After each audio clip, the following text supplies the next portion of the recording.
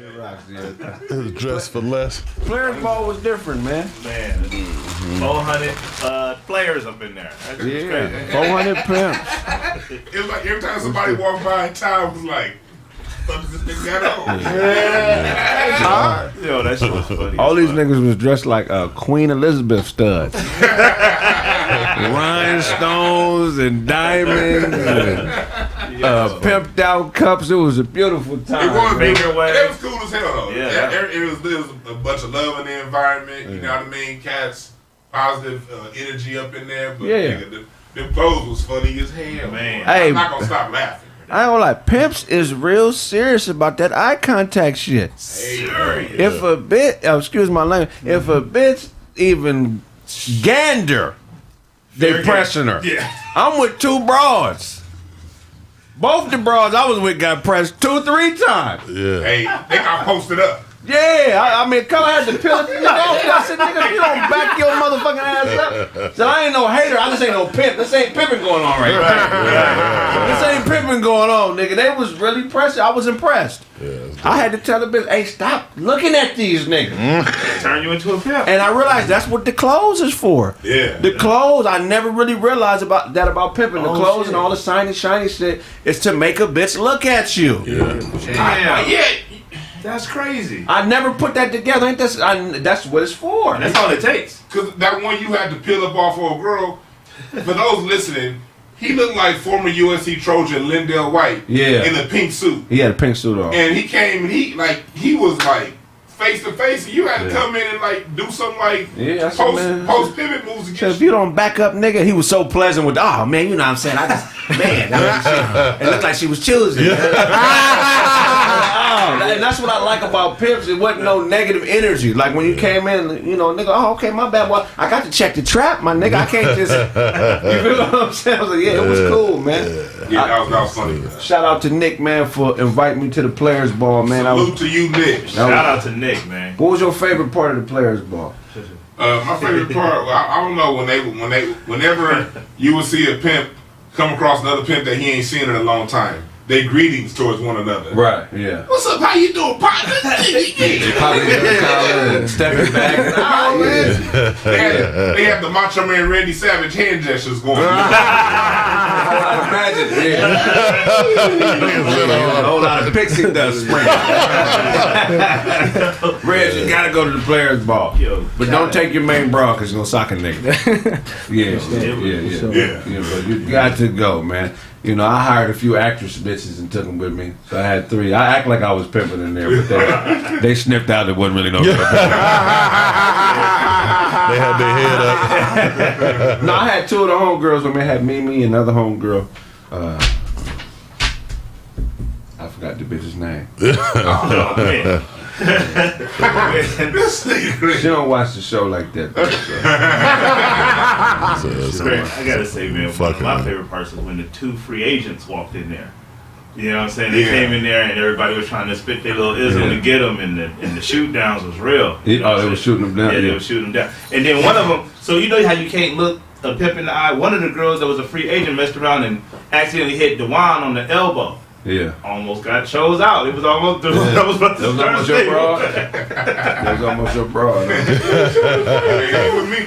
Yeah. Have at it. Yeah, man. I just shout out to the Players Ball, man. You ever been to the Players Ball? Yeah. Which one you went? Which ones you go to? I ain't been to the ball since 2005, man. That's when I met Sugar Booger, man, from the Relatives. Okay, yeah. He got some award over me, man. I'm like, this nigga ain't. For real? Yeah, this nigga ain't really down and around. You know what I'm saying?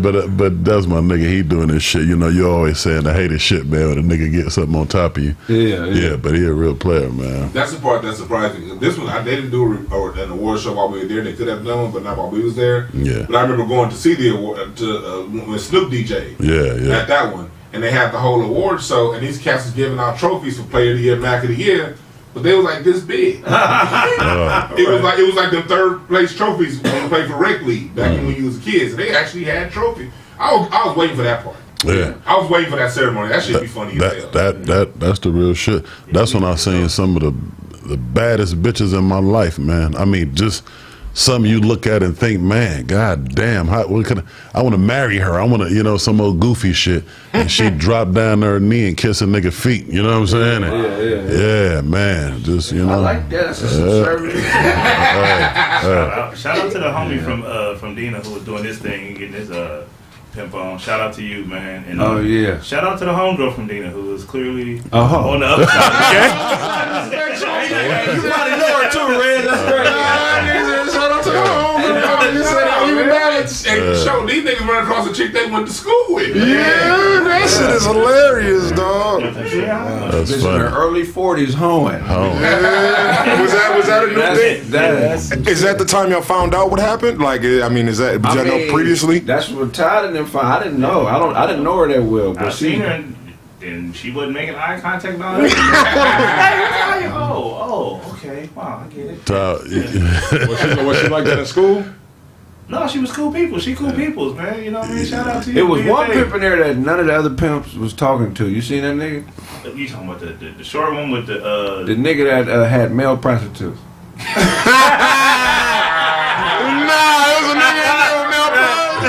They was in there not looking. Nobody was fucking with this nigga. Man, that's a real thing, bro. They was out there looking at everybody, but you ain't trying to knock me? You ain't gonna knock me? Now, was these gigolos or was these like Pimp. Oh, these is pimps.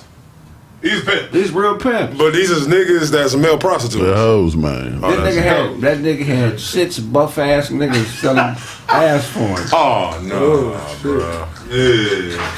The whole limo smell like Duncan.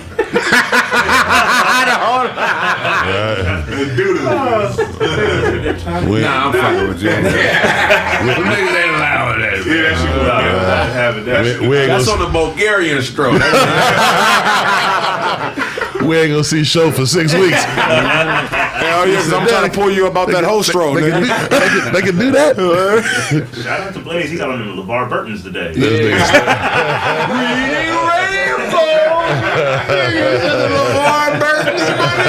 Star Trek.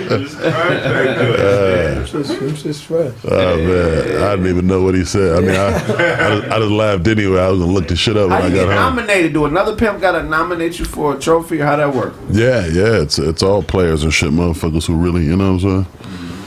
Yeah, who out there who be really seeing what's happening. But that shit like every other goddamn thing. It's all politics and you know what I'm saying? Right. Those niggas having hoes with rap money, you know what I'm saying? So yeah, that ain't real pimping. I mean, you know, you take it how you can get it, but yeah. Yeah, man. What award would you nominate me for, Todd? At the Players Ball? Oh man, best beanie.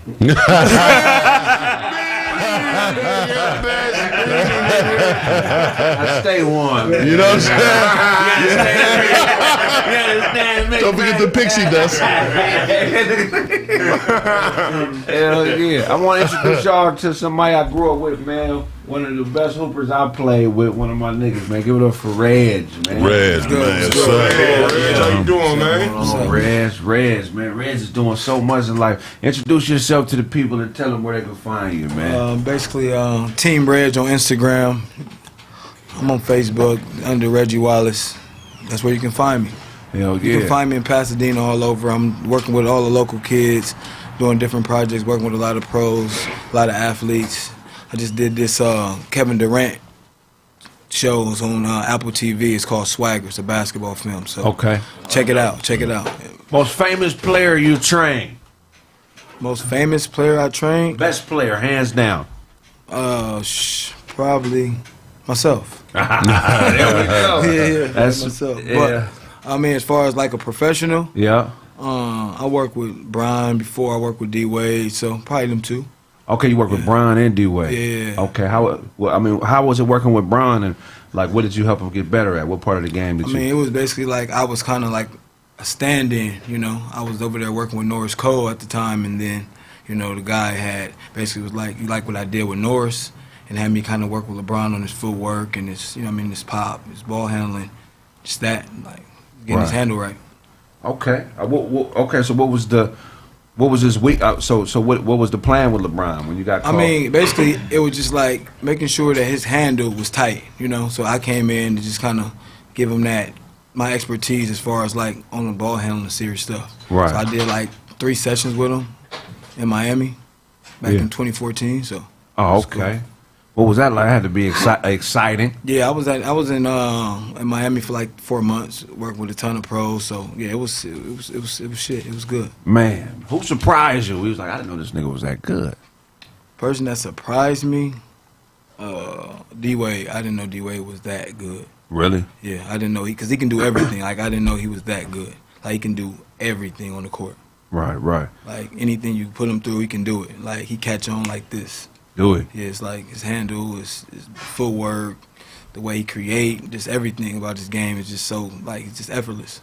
So how do you assess a player like that who has no flaws? Like what do you do to make them believe in what you're trying to teach them, and then how do you implement that into the strategy? I mean, like me personally, it's like a puzzle when you're working with me, you know?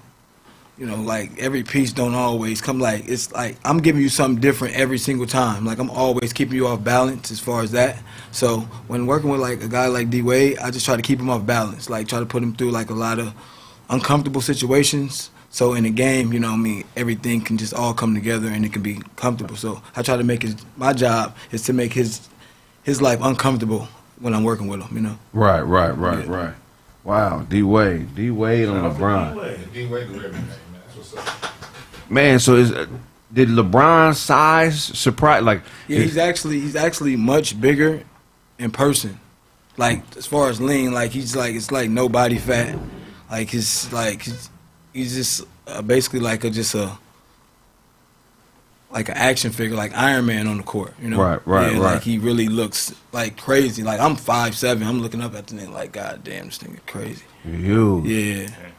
Best player you played against? Best player I played against, probably this dude named Marcus Banks. Oh, from Vegas. Yeah. Marcus, man, that nigga was lightning. Yeah. Yeah, in the open court, he was fast. What was so special about his game? He was so fast. He was so strong. He was so smart. You know, I was always quick and I always had handle, but he did everything right because I played against him. I was at Palomar. He was at Dixie State. So we went up to Utah to play him, and I figured out how much better I had to get playing against him, how much stronger, how much smarter.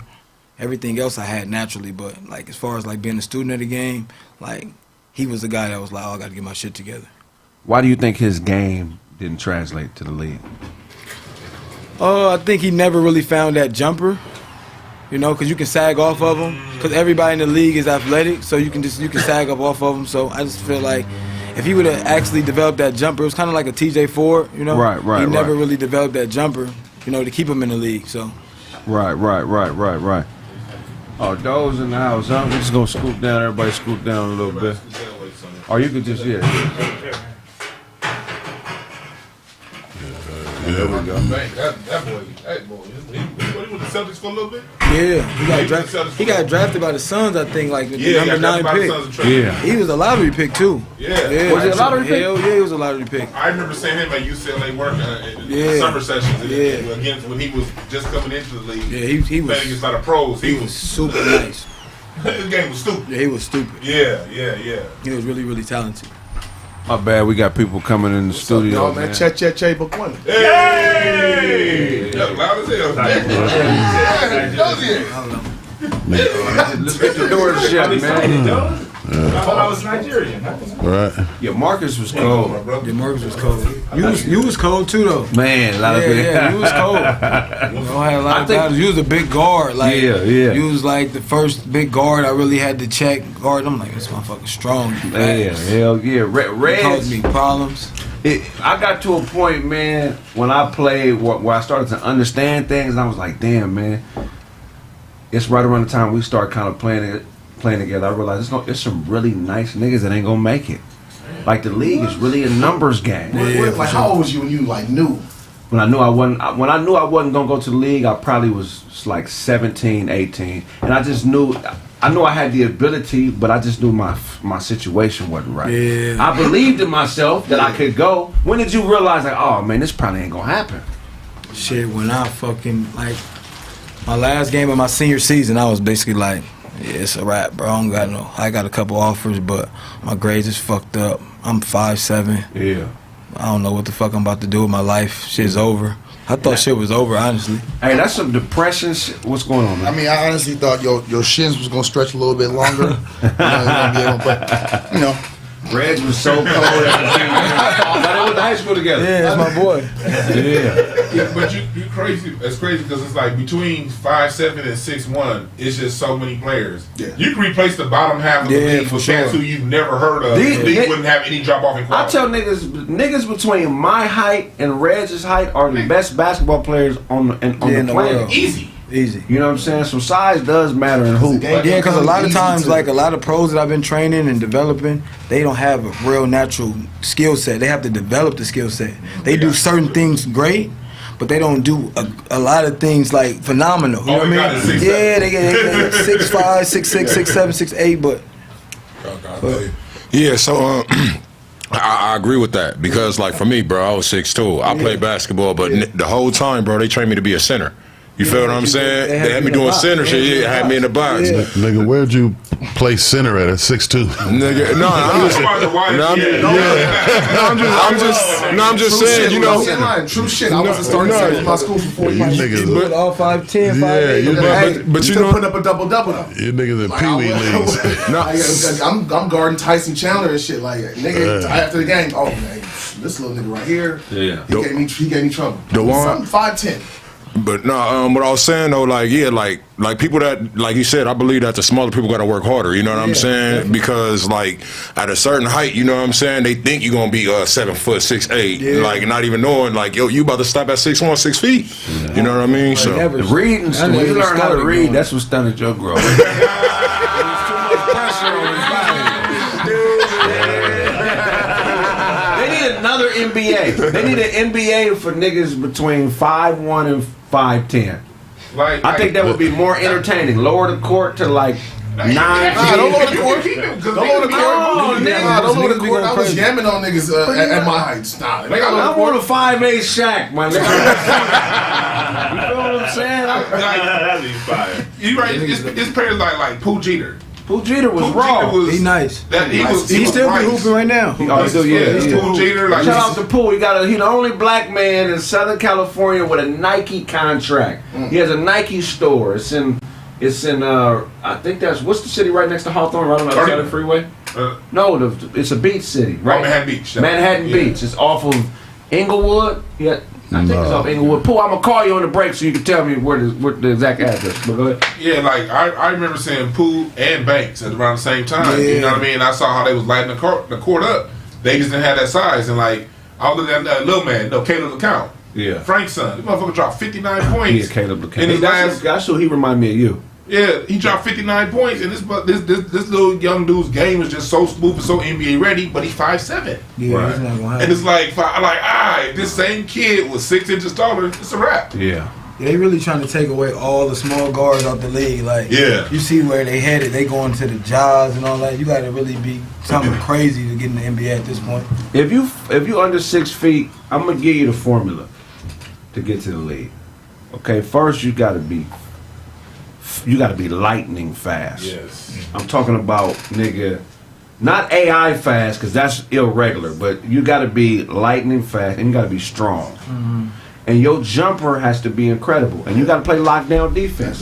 You have to be, you don't necessarily have to be if you blessed with lightning speed, but if you play lockdown defense and you can shoot and you can guard somebody at a high level, you have a chance. But you can't have no weaknesses in your game. Yeah. No, especially that jump shot. Right. In today's zone defense side of the game, if you can't just go to the basket like back in the 90s and you got to be able to have that jumper. And if you ain't got 30 feet in range, it ain't gonna happen. You got to be a standstill shooter. Yeah. You got to be able to hit spot up jumpers at this point, like, because it's like all the stars got the ball in their hand. You see Giannis at 6'11", 7 foot. With the ball in his hand, and then he giving it up with 3 seconds left on this. You gotta be able to hit that shit. LeBron, like they doing that. Like you gotta be able to make that shot to get paid. If you don't, you won't get paid. And you gotta be a dog. Look, when you a little nigga, bro, you have to be able to change the complexity of the game anytime you on court. You gotta be the most physical nigga on the court. You gotta be vocal. You gotta make your presence felt. You know what I'm saying? And you gotta be memorable, my nigga. You gotta be diving for every. I mean, you just gotta do. You can't just be out there scoring 30. That's not enough. Mm-hmm. You know what I'm saying? So that's what everybody do. Everybody can score 30. Yeah. Like, what else do you bring to the table? Right. You know? What would you say is the number one quality in a smaller hooper to get to the league? Discipline, as far as everything, like making sure you discipline. Making shots, of course. You got to make open shots. And you, like you said, you got to play D. Right. If you don't play defense, you're not going to play. Right, You right. got to be able to stop somebody. Best coach in your opinion? The best coach in the league? NBA coach. Pop. Papa Jackson. Yeah. I was thinking Young. Yeah, he still is the best. Yeah, I see Pop still. I was thinking Ty Lue, but it's Pop. It's still Pop. Yeah, Who was your say Tyron? Nah, but Ty Lue over there, he got a chip, nigga. Listen to the basketball. Listen, he don't have nothing over there, and they're competing. Yeah. He don't got either one of his stars over there. He's competing. Would you say he's the best coach? I don't think he's the best. I think he top 10. Thank you. He top 10. Tex Winters is underrated. No, for sure. Tex Winters Was really the mastermind. architect of the triangle. Yeah. Oh, okay. I was like, Reg, what was the best We got advice? niggas who don't know who Tex Winter is laughing at my pick on who the best coach is. you said Tyler. You didn't know who Tex Winter was? No, I had to You're think not of. qualified to talk about I had to coaches. think about. I don't think about. I don't think about old white man. I'm sorry. You didn't know who Tex Winter was. I'm Don't sorry. talk about coaches. I'm sorry. The old white man. He didn't come to my thought right I might not away. know who Rakim is in rap, nigga. No, Don't it's talk not. about No, it's coaches. not. No, it's not. Tex I know Winter is exactly that what dude. Ty Lue, though, come on, stop. We're gonna stay with coaches, but speaking of coaches, like what was the best advice that you got from your personal coaches in your life as a b-ball player? I mean, shout out to the Rams. I like that jacket. I like the jacket. I think The jacket on another person. Actually, my nigga, these are two outfits in one, so I can transfer. I take this hat off, and I'm already gonna wear the pants, the jacket, and just take off the jacket. When you boosting this shit, you can only steal one piece of clothing at a time. No, but let me answer the question though about the coaching. Though I'm talking about I coaching. think my dad told me, like, cause he was my first real coach. He basically told me, like, just give everything you got every single time you step on the floor. The only thing you can't get back is time. That's some real shit. Yeah. Like, you know, My dad used to just be like, play hard, I'm gonna fuck you up. and that too. I used to get fucked up. The best piece of advice I got was, because I don't know if you experienced this, right? I think every hooper experienced this, but I might be wrong. So when I first got to my high school team, I was just a freshman nigga. I was happy to be there. And there was niggas who were obviously there before me. So I wasn't a threat. They didn't really view me as a threat. But as I started hooping, the dynamics changed with like some of the players and their parents. You know, you get these people who come from little league programs and they think that every kid's supposed to play, or I've been spending all this money on my son being on this travel ball team, and then a nigga like me come out of nowhere who I got good parents, but they don't know shit about basketball. And you're not paying for shit. I'm not paying for You're shit. not paying for shit. They're paying for us. I don't own a pair of Jordans. Yeah. I'm hooping in shit from Marshalls. Yeah. I'm nigga. My hoop kicks is next to the cleats at Marshalls. They, Like this much soul. nigga, right? I got all the bogus shit on. Yeah. But I'm doing my thing. You know what I'm saying? And I'm coming from Pasadena, moving to West Covina to go to high school. I grew up around some real dogs. It was some real killers in Pasadena hooping, like some murderers. So when I got out there, I'm 8th, 9th grade, and I'm already starting VAR material. So I get on campus, and that first year I do decent. You know what I'm saying? I do decent, but the next year is obviously my squad. And there was two brothers on the team, Karen and Lauren, who I got major love for. But we were really tight before the squad became my squad. But then when coach turned the team over to me, it became a whole different scenario. It was my first time experiencing hate just off of my abilities. They didn't hate on me directly, but they pops. Yelling weird shit in the stands, doing weird shit. But anyway, before they fell out with me, his pops gave me some of the best advice that he got from John Wooden. And this is the best advice I got as a hooper. Less is more. You know, we come from the crossover era. So when AI came out and the Man One mixtapes came out, every niggas was just everything was about setting up, snatching your ankle. 10 times, you trying to break your leg with one move. And man, and 8 seconds with the ball. That nigga told me less is more, and that shit clicked for me somehow. And I went from trying to do that AI shit. I just put that Tim Hardaway crossover. To me, if you're a guard with a handle and you quick, that Tim Hardaway crossover is one of the most effective moves. You got two two-step. Nigga, that shit is crazy because the counter off that is crazy. You can counter it to a spin. You know what I'm saying? You can you know, it's just there's so many counters off of that because it's simple. That was my most effective. Most advice. crossovers are built off that. That's the Right. foundation. But that Tim Hardaway just that between the legs and that for It's me so that was effective. my. What was your most effective move, Red? My most effective move, like the running behind the back. Right. I'm coming at you so fast, and I'm just able to just kind of just change directions out of nowhere with that behind the back and shift out of that behind the back. So mine's is just coming at you full speed with that behind. Right. You know, certain people, the behind the back move is like they cannot pull it off. Like it's a tough move to do. So Right. I got long arms and big hands to be Right. short, so I'm able to just kind of just shift. So that's my most effective. Reds would break a nigga and then pass it to a nigga that you didn't even know was in the gym. That nigga would find niggas, bro. I used to be amazed sometimes. Like, how did you know that nigga was standing there, man? What do you think was your best trait as a hooper? My passing. Passing. Like, of course, I was always naturally gifted with the ball, but people didn't understand how gifted of a passer that I was. Like, Right. Like you're saying, I can just kind of just make anybody look good on the court. Man, that's some real shit, man. Most bounce you play with? Doug Thomas. Doug. Shout out to Doug. Doug. Yeah, he might. Yeah. Young Doug was like a young LeBron. Yeah, he was. He was doing a LeBron dunk before LeBron. Doug about Blaze height with what you think? Damn near 50. Yeah, he had to get his book of world records at Robinson. He touched the top of the backboard. The backboard. But that's documented. You can YouTube that right now. For real. Yeah. That's awesome. Yeah, you can YouTube that right now. Doug had major bounce. Yeah, Doug. It was another nigga. Remember Jamal Barnes from Rolling? Ooh. That nigga Jamal had so much bounce. Jamal was there the year before I got there. Right. Yeah, that's that. Right. Yeah, Jamal had major bounce. Jason Sanford has some bounce. Jason had, he had him money. and Doug was like, I don't know who had the most bounce out of them two. Yeah, Jason might have had more. He was a little shorter though. Yeah, and he was more creative. Yeah. And he was a better 2-foot jumper. Yeah. And Doug was Doug was looking like KG out there. Yeah. He was bouncy, Steve. You brought up a good point earlier about the politics. And talk to us about as far as the politics in AAU. Because oftentimes you'll have a child that's really talented, but their parents may not be all in on basketball. That's just what their kids do. Yeah. Oftentimes what you'll see, and this is a warning to the parents out there who have kids that are hooping, you'll have a bigger program come around, and your kid is fresh and can really hoop but never been heard of, but they got a kid that they've been putting money on for the last 4 or 5 years. Right. They'll come and sign your kid to put them on the bench and sit them behind their kid.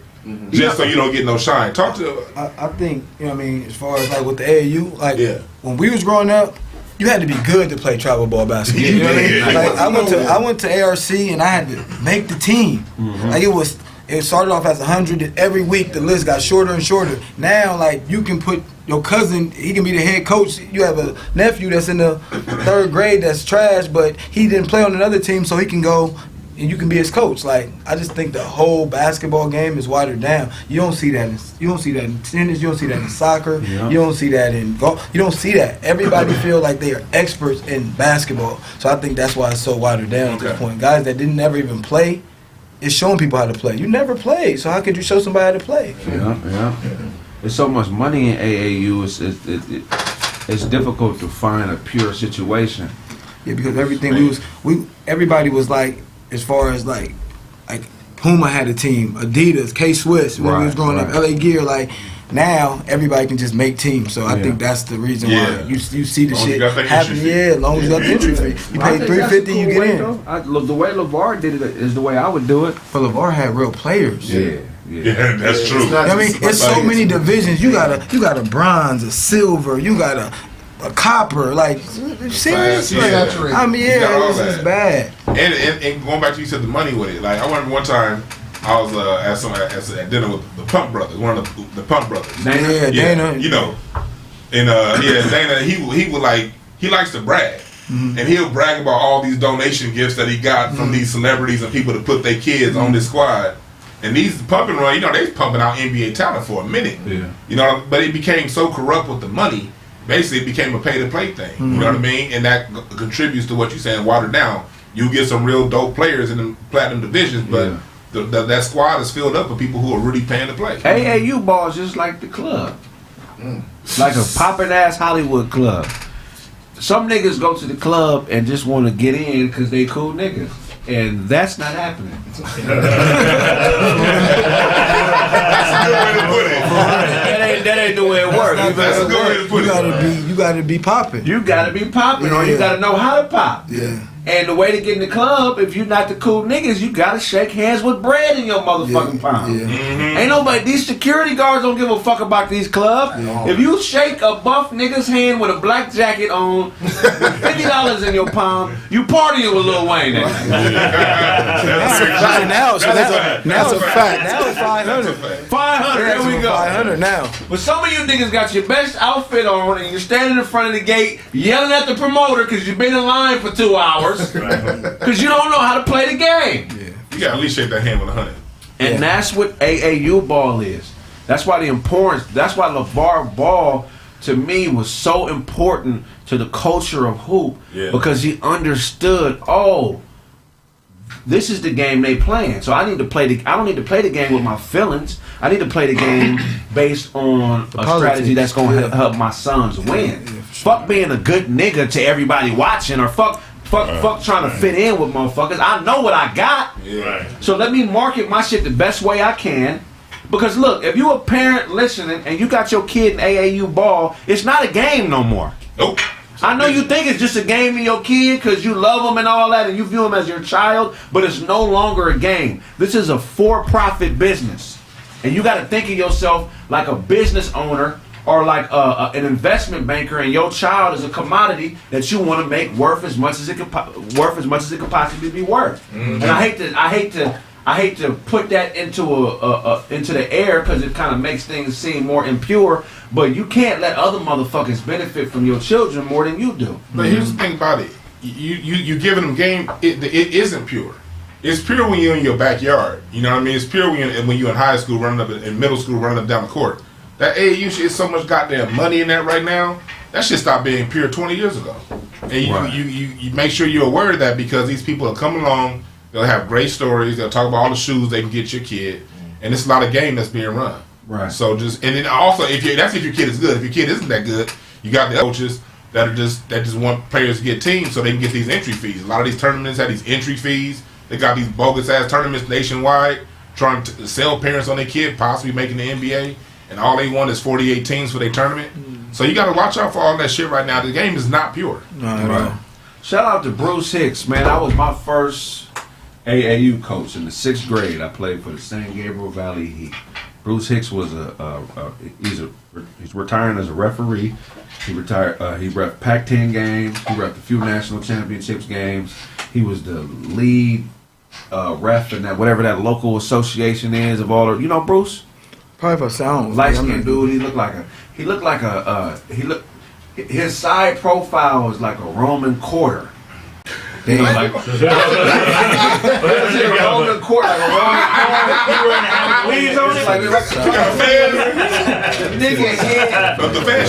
his side profile, you can't tell the difference between his nose and his Adam's apple.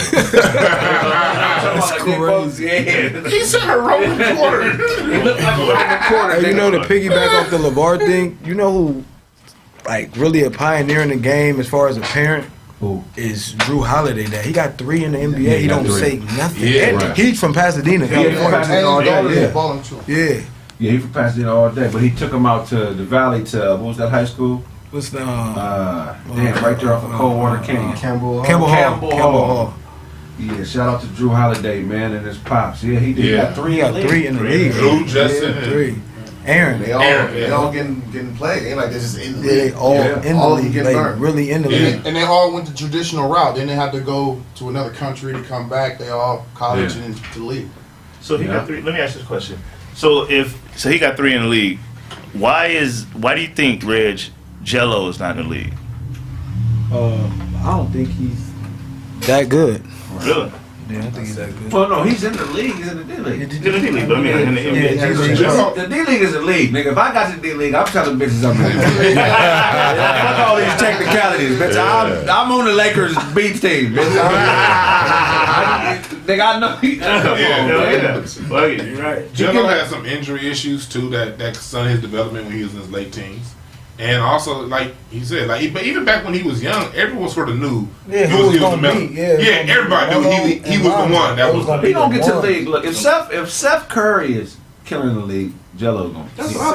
Seth. He got better though. Seth don't miss. Seth got. He don't miss, but no. In our era, he wouldn't have made it to the league, bro. But this is If he didn't have a brother, he's not in the league, bro. For sure. He don't have a league game. Kraig, you can shoot like that, Nigga, he don't have league You can game. play anywhere. He got league game with that kind He of jump do shot. not have league game, But bro.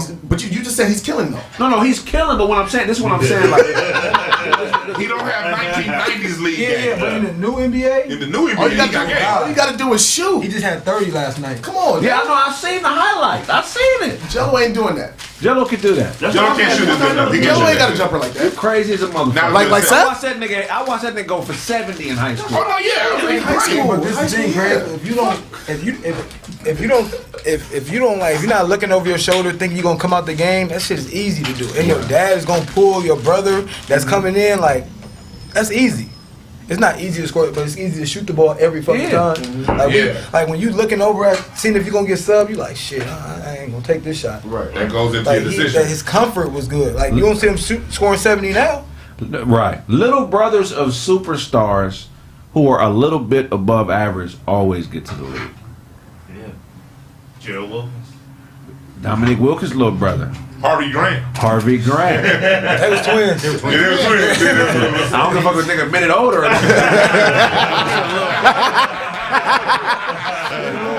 The Collins twin. The Collins twins. Yeah. The Morris twins. Blake Griffin brother didn't make it. He made it. He got a there. shot. Well, He Phoenix. like a year, yeah. He got there with Phoenix. I never thought he was nice. Michael Jordan's brother, older brother, Was better than was Michael. better than Mike him. will tell you he's He was only better. 5'7". But it's 5'7". Yeah. You see how Yeah, more bounce. seen him? Yeah. But Mike did a very unselfish deed for his little brother. Everything just He like bought a the- semi-pro team and made his brother the starter. Rick Barry and Brent Barry. Yeah. Rick Barry, no, it's Rick Barry's dad. Rick Barry's older brother. And John Barry. John Barry. Yeah, Rick is the dad. Because Brent Barry was a dunk contest champion. Right. But he's younger than Rick, though. He's younger Yeah. than John. John, yeah. Yeah, They both had like decent careers. Though. Right. What happened to the old band? Oh, man, O'Bannon. Charles and Ed and Charles. Yeah, what happened to them? The O'Bannons. And Charles didn't have league game. He had league athleticism. Yeah, but he had a league game. Did But Toby he Bailey made the have a league brother? because of Charles. Toby Bailey had a brother He had a named brother, too. Moose, but I don't think he got a shot in the league. Toby didn't get that long in the league. No, he was like 2 years and out of Yeah, there. that shit tough. It's a couple other brothers. You don't I'm missing. understand how hard it is to stick to the league. You can get to the league. It's but 60 sticking new to guys coming in every year. every year, and now from around the world. Back in the Every 90s, year. it was just America. Yeah, Now just it's the America. world. So it's a problem. So all Americans, you're not getting. It's probably like 15 spots for Americans. Right, They taking more foreigners. right. I want you to address something real fast. People always talk about they don't like NBA game because the players just get there and they relax because they got big contracts. Talk to them, the folks, about how it's only like 2 major contracts. Everyone else is fighting for a job. The rest of the 10 players is fighting for a new job every year. Talk about that dynamic. This is where we get messed up because we look at LeBron and KD and the super max guys. It's more other guys. Way more other guys. Right. So these are the guys that's making 5 and 7 and 8 to 10 million a year, 3 million. You know what I mean? So it's really tough. Right. I had to deal with guys. I had Norris Cole, really good player, spent 5 years in the league. Tyler Dorsey, really good player, spent 2 years in the league. Cassius Stanley, I trained since he was young, 7th grade. He played. Is he the most athletic motherfucker you I've ever. He more athletic than Doug. He's the most athletic player. He's the most athletic person I've ever had. Talk trained. about his athleticism, because I was arguing with somebody saying the same shit you were saying, and He's they the was like, most- "There's no way." He's it's so crazy. Like his first session with me, he's 7th grade. His dad was like, "Oh yeah, Cassius, let's go." I put him through like an hour and a half, a crucial workout. Like he's sweating. He threw the ball to himself, through his legs. 7th grade. God damn. I was never. Seventh grade. Yeah, that's crazy. Man, that's insane. Yeah, that's. I have some videos on my phone with him just dunking everything. Like, I got this drill where I have you just running back and forth, and you got to dunk everything for like a minute straight. He's dunking everything. After like a 45-minute workout, he's dunking everything. You cut him, bro? You not in the league no more? Well, basically, he with Detroit, so he's in the G League right now. Yeah, but it's tough, man. Yeah, it's very tough, man. Question: how many hours a day does a player have to dedicate to barely make the league? Just in off-season training, how many hours a day? I look at it like a real job. That's gonna be different. I look at it like 8 hours, like an 8-hour day. First, you gotta look at it as you in the gym, you working out hour and a half, 2 hours. I mean, basically. Then you do all your strength and conditioning stuff. That's an hour, right? That's 3. Then you do your recovery. That's another hour. Then you come back getting shots up. Then you got to watch film. So in the course of that, you got 8 to 10 hours. Like Kobe said. Kobe said he was waking up at 4 in the morning, and then he'd come back to the gym at 9. Then he'd come back at 1. Then he'd come back at 5. He said if he work out 8 to 9 hours a day and you work out 3, it goes 9, 18, and then you working 3, 6. He said you would never be able to catch him over 5 years. He said he just knew he would be that much better than everybody else.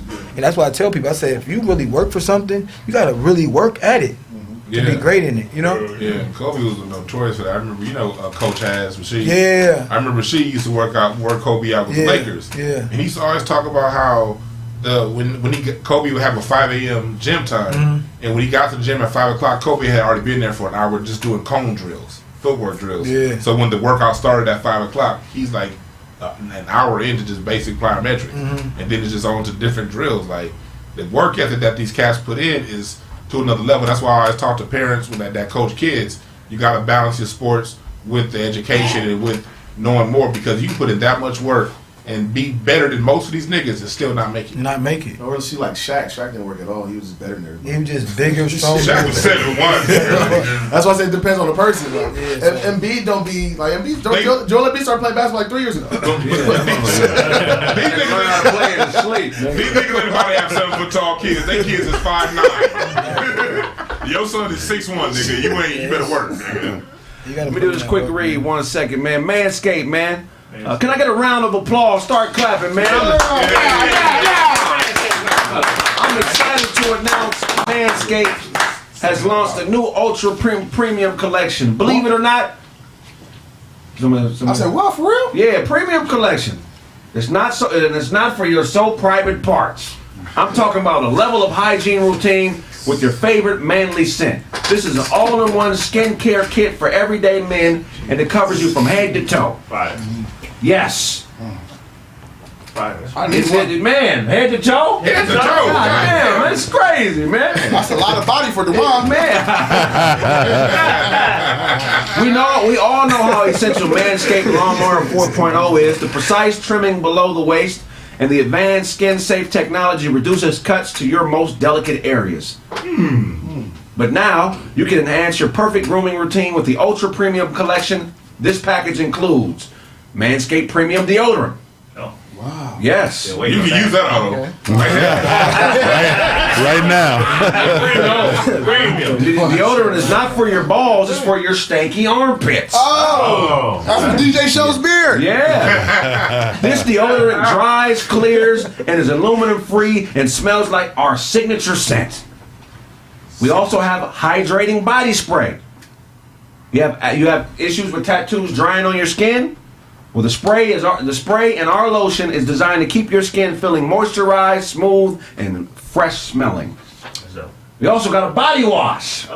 Yes, to lather you up with infused aloe vera and sea salt shower gel. Also a 2-in-1 shampoo and conditioner. Okay. To clean your scalp with one easy step. Wait a minute. 2-in-1? 2-in-1. One easy step. That's good. That's good. That's great. Blaze can condition his locks with those. Oh, man. It's dope. Plus a free gift, a 3-pack of a set of lip balm that's made up of the ingredients vitamin E, peppermint, eucalyptus, and oil to keep your chappers feeling moist. Wow. Chappers. Yeah. Chappers, right? Chappers, huh? I'd recommend using the products in this order. Hop in the shower and scrub a dub the body with the Manscaped body wash. Lather your hair with the 2-in-1 shampoo conditioner and get your noggin feeling fresh. Dry off and spray with the hydrating body spray to moisturize your dry skin. Put on Manscaped deodorant for obvious reasons. And pop the Manscaped lip balm on. No one wants to kiss a chapped lip. Just don't pop your lips after you do it. Yeah, that's some Don't do sucky that. stuff. Now get 20% off and free shipping if you type in the code Kraig at manscaped.com. Again, get 20% off and free shipping with the code Kraig at manscaped.com. The power of attraction is now in a bottle thanks to Manscaped. Manscaped. Dog. Thank you, man. Thank you, Manscaped. Appreciate Manscaped. It's crazy, man. Yeah. You know what I'm saying? Order my pack now. What you got for us today, Todd? Oh man, we out there, man. Shout out to them out there, nation. I know you out there. So James Harden, man, you know he's in Philly now, and they asked him, "How does it feel to be in Philly?" He said, "Philly was my first choice. When I was going through all that stuff in Houston, and I was trying to get out of there, I wanted to go to Philly. So now he's in Philly. He didn't want to go into detail about all of that, but he said now he's in Philly and he's happy to actually be in Philly. I think Philly got a shot, man. I like Harden with Embiid. I don't understand how what Andre Drummond brings to the table is so undervalued now. That's the person in the trade where I'm like, if I'm a coach, I gotta keep a nigga like this on my team. You have to. Why is his skill set so undervalued now? I'll tell you why. Same reason why people undervalue people like Tristan Thompson. Basketball fans are so used to looking at the numbers, they think basketball comes down to points, rebounds, and assists. When that is only a third of the game. How you play the game, the energy and force you bring to the game, that's just as big as a part. Setting screens, the ability to rebound, the ability to have hands to catch on a dump off and get passes off the rim, get misses off the rim, that's just as important as an assist or all the rest of that stuff. But since ESPN and these announcers don't value that set of skills, if you don't get high points, rebounds, and assists, the fans tend not to value players that bring those other intangibles to the game that you cannot measure but are necessary for winning. To me, that's why to me that's the most important piece that the Nets picked up. Mm-hmm. You know, that's a glue piece, man. Yeah. A 6'11" guy that can rebound, defend, and run the floor. Somebody that you don't need to run plays for to get buckets. Yeah, but The most the important- NBA is, I don't know. About I don't know what's the most NBA is important. way different. I understand what you're saying. It's important, but you can make him obsolete. You've Right. seen him on every team. You've seen him like the team can make him like the opponent team, the opposing team. You can make Andre Drummond obsolete. But he still won't get you 15 to 20 boards, Yeah. 8 to 12 points. And to me, that's a you know. And he's gonna set monster screen because It don't look that's the good, thing. though. That's what it is. That's necessary to winning because what's just as important as a made bucket is the person who set a screen that can clear the space for the made bucket. So why is he not? But he's not, because players like that have skill sets that don't translate to the big three stats, they have to be put in the right situation around the right stars. Stars need those type players. Like people always say, Kevin Durant, Kyrie Irving, they're going to get the buckets. They need people to do all dirty work. They need someone to set the screens, someone to open up the passing lanes, and someone to get the garbage plays when they fuck up a little bit. Yeah, the junkyard dog type. And that's guys. the glue guys. Yeah, you need And that style of player can only be appreciated on a team that has star talent. Right. But if you put them on a team without star talent, you're not. Their skill set isn't going to make any sense. They're Detroit Pistons. Yeah, yeah. So that's just one of the. It's Also- the game is more. It's more to the game than what they highlight. Because I mean, we can't. It didn't work with the Lakers either. Didn't work with The Lakers run a good team. We had star talent. They had star talent. The Lakers run a good team. Yeah, he was Lakers out. had no floor balance. Yeah, too many- You got to have another thing. You have to have floor balance. That's what it is. If you don't have, It's more than just having the star if you talent. don't have at least two shooters on the court, in today's NBA, three that can keep the floor spread, that's going to make defenses collapse in on your stars, again rendering a person with Andre Drummond's talent irrelevant. But if you combine him with stars and role players that can knock down open jump shots, that then opens up the floor spacing for someone like Andre LeBron Drummond's talent. James is a big man career killer. That too. If you are up in the trade to play with LeBron James or you're a post player and you can make some serious money in your career, you better fight tooth and nail not to play with that nigga. Because it just, I mean, I got too many examples. Antoine Jameson. Kevin Love was the lefty. That was with the Heat. Chris Bosh. Motherfucking Drummond. Yeah, he got his some chips. Chris Bosh all right. People talking about championships, my nigga. I'm talking about Chris Bosh was 28 to 14. He was the best big man in the league before he went to play with LeBron. He was campaigning. He wasn't. No, he wasn't. Kevin Garnett was still playing. He was campaigning. He was better than KG at that point. KG was old by then. No. Chris Bosh was campaigning, doing car commercials to get into the All-Star game. Let me tell you something. Chris Bosh was the best power forward in the league the year before he came to the Heat. Yes. True. Kevin Garnett was old. Was Dirk still in the league? Dirk was old. Dirk was that guy. Huh? Dirk Dirk just beat that team. He just beat them niggas. Yeah. So he was the second best. But still though, that's crazy though. He's second best. Bosh was killing Dirk the year before in Toronto. Tim Duncan went out In there Toronto. tomorrow. Dirk single-handedly. Chris Bosh was killing this thing. Chris Bosh was killing Dirk. was wrong. Yes, but he wasn't the best in the league. But what happened when he got to He was Miami? second best. You're correct. When he Tim got Duncan was out of his heyday. He's out of his head. What happened was when Tim Duncan got to Miami, when Chris Bosh got to Miami, he had to sacrifice those parts of his game that made him special to become a jump shooter to create floor space for LeBron James to do what LeBron did. Wait, but Chris Bosh just got elected to the NBA Hall of Fame. I don't give a fuck about that. We're talking about his sacrifice. He went from averaging 28 to 14. Sacrificed a lot to play with LeBron. I didn't think he was going to average 28. He did average. No, I'm saying with the Heat. Did you think he was going to? No. No one expected him to average more than 15 points. But what I'm saying is every big man LeBron has ever played with has had to sacrifice a lot to play with the nigga. Can we say this though? All them niggas that was 30 and 12 and 28, 12, them niggas never got the first round, so they made it to bronze. Right, That's what I'm saying. So it was like, them niggas wasn't winners till they got to LeBron. They was putting up numbers though. All real hoopers know this. I don't give a fuck how raw you are. This is the rule in hoop, man. If you really love the game and you get an opportunity to play with a nigga that's clearly better than you, you gotta take a back seat. You gotta sacrifice. That's just the rules of hoop. We don't real hoopers don't do that because I think I'm better than you. When I'm on the same team as you, it's because I think I'm better. No, nigga. Unless he about to take your spot. Right. Well, I mean, that's just the game. If y'all play the exact same spot, it's over with. Nah, I don't need that. Go somewhere. But what I'm saying, I'll kill you in the finals. I don't want you to come in. Me personally, if I made the league, I would me, never play with a LeBron or Kobe. I want to go at them type of niggas. Yeah. So I don't. That's not even in my DNA. I wouldn't even be able to sit on the bench right. I'd be hating and yelling. You understand what I'm saying? Yeah. But I'd be hating and yelling. I could do that. I wouldn't hate that one. That was on the way anyway. I was never the nigga to think I was better than somebody that I wasn't better than. Yeah. But I am the nigga to be like, nigga, like, you know what I'm saying? He could jump higher than me, nigga, but I'm locking niggas up, coach. What you doing, coach? Like, I'm that nigga. Like, he ain't that good. Like, that. Like, you seen a nigga miss a lot of shots in practice. Like, damn. Would you refuse to play with LeBron your entirety of your career? 12 years and not making the playoffs? My heyday years, I'm not. We're talking about figuratively. If I'm an NBA talent, I'm an NBA.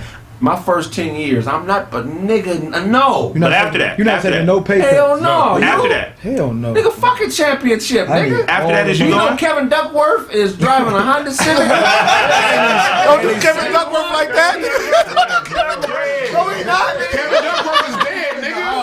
I'm about to say, yo. What kind of car did he die in?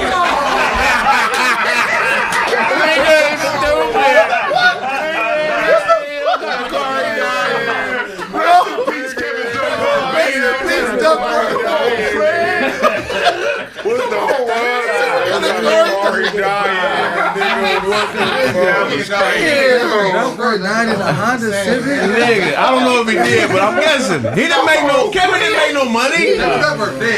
Did Kevin make real money? No, he didn't. He didn't. I'm not taking no His cheerleaders making more than Kevin Duckworth right now. Oh, Kevin Duckworth. Man. I don't get that, man. That's another slave mentality or slave psychology that the NBA was able to put into some of these players' heads.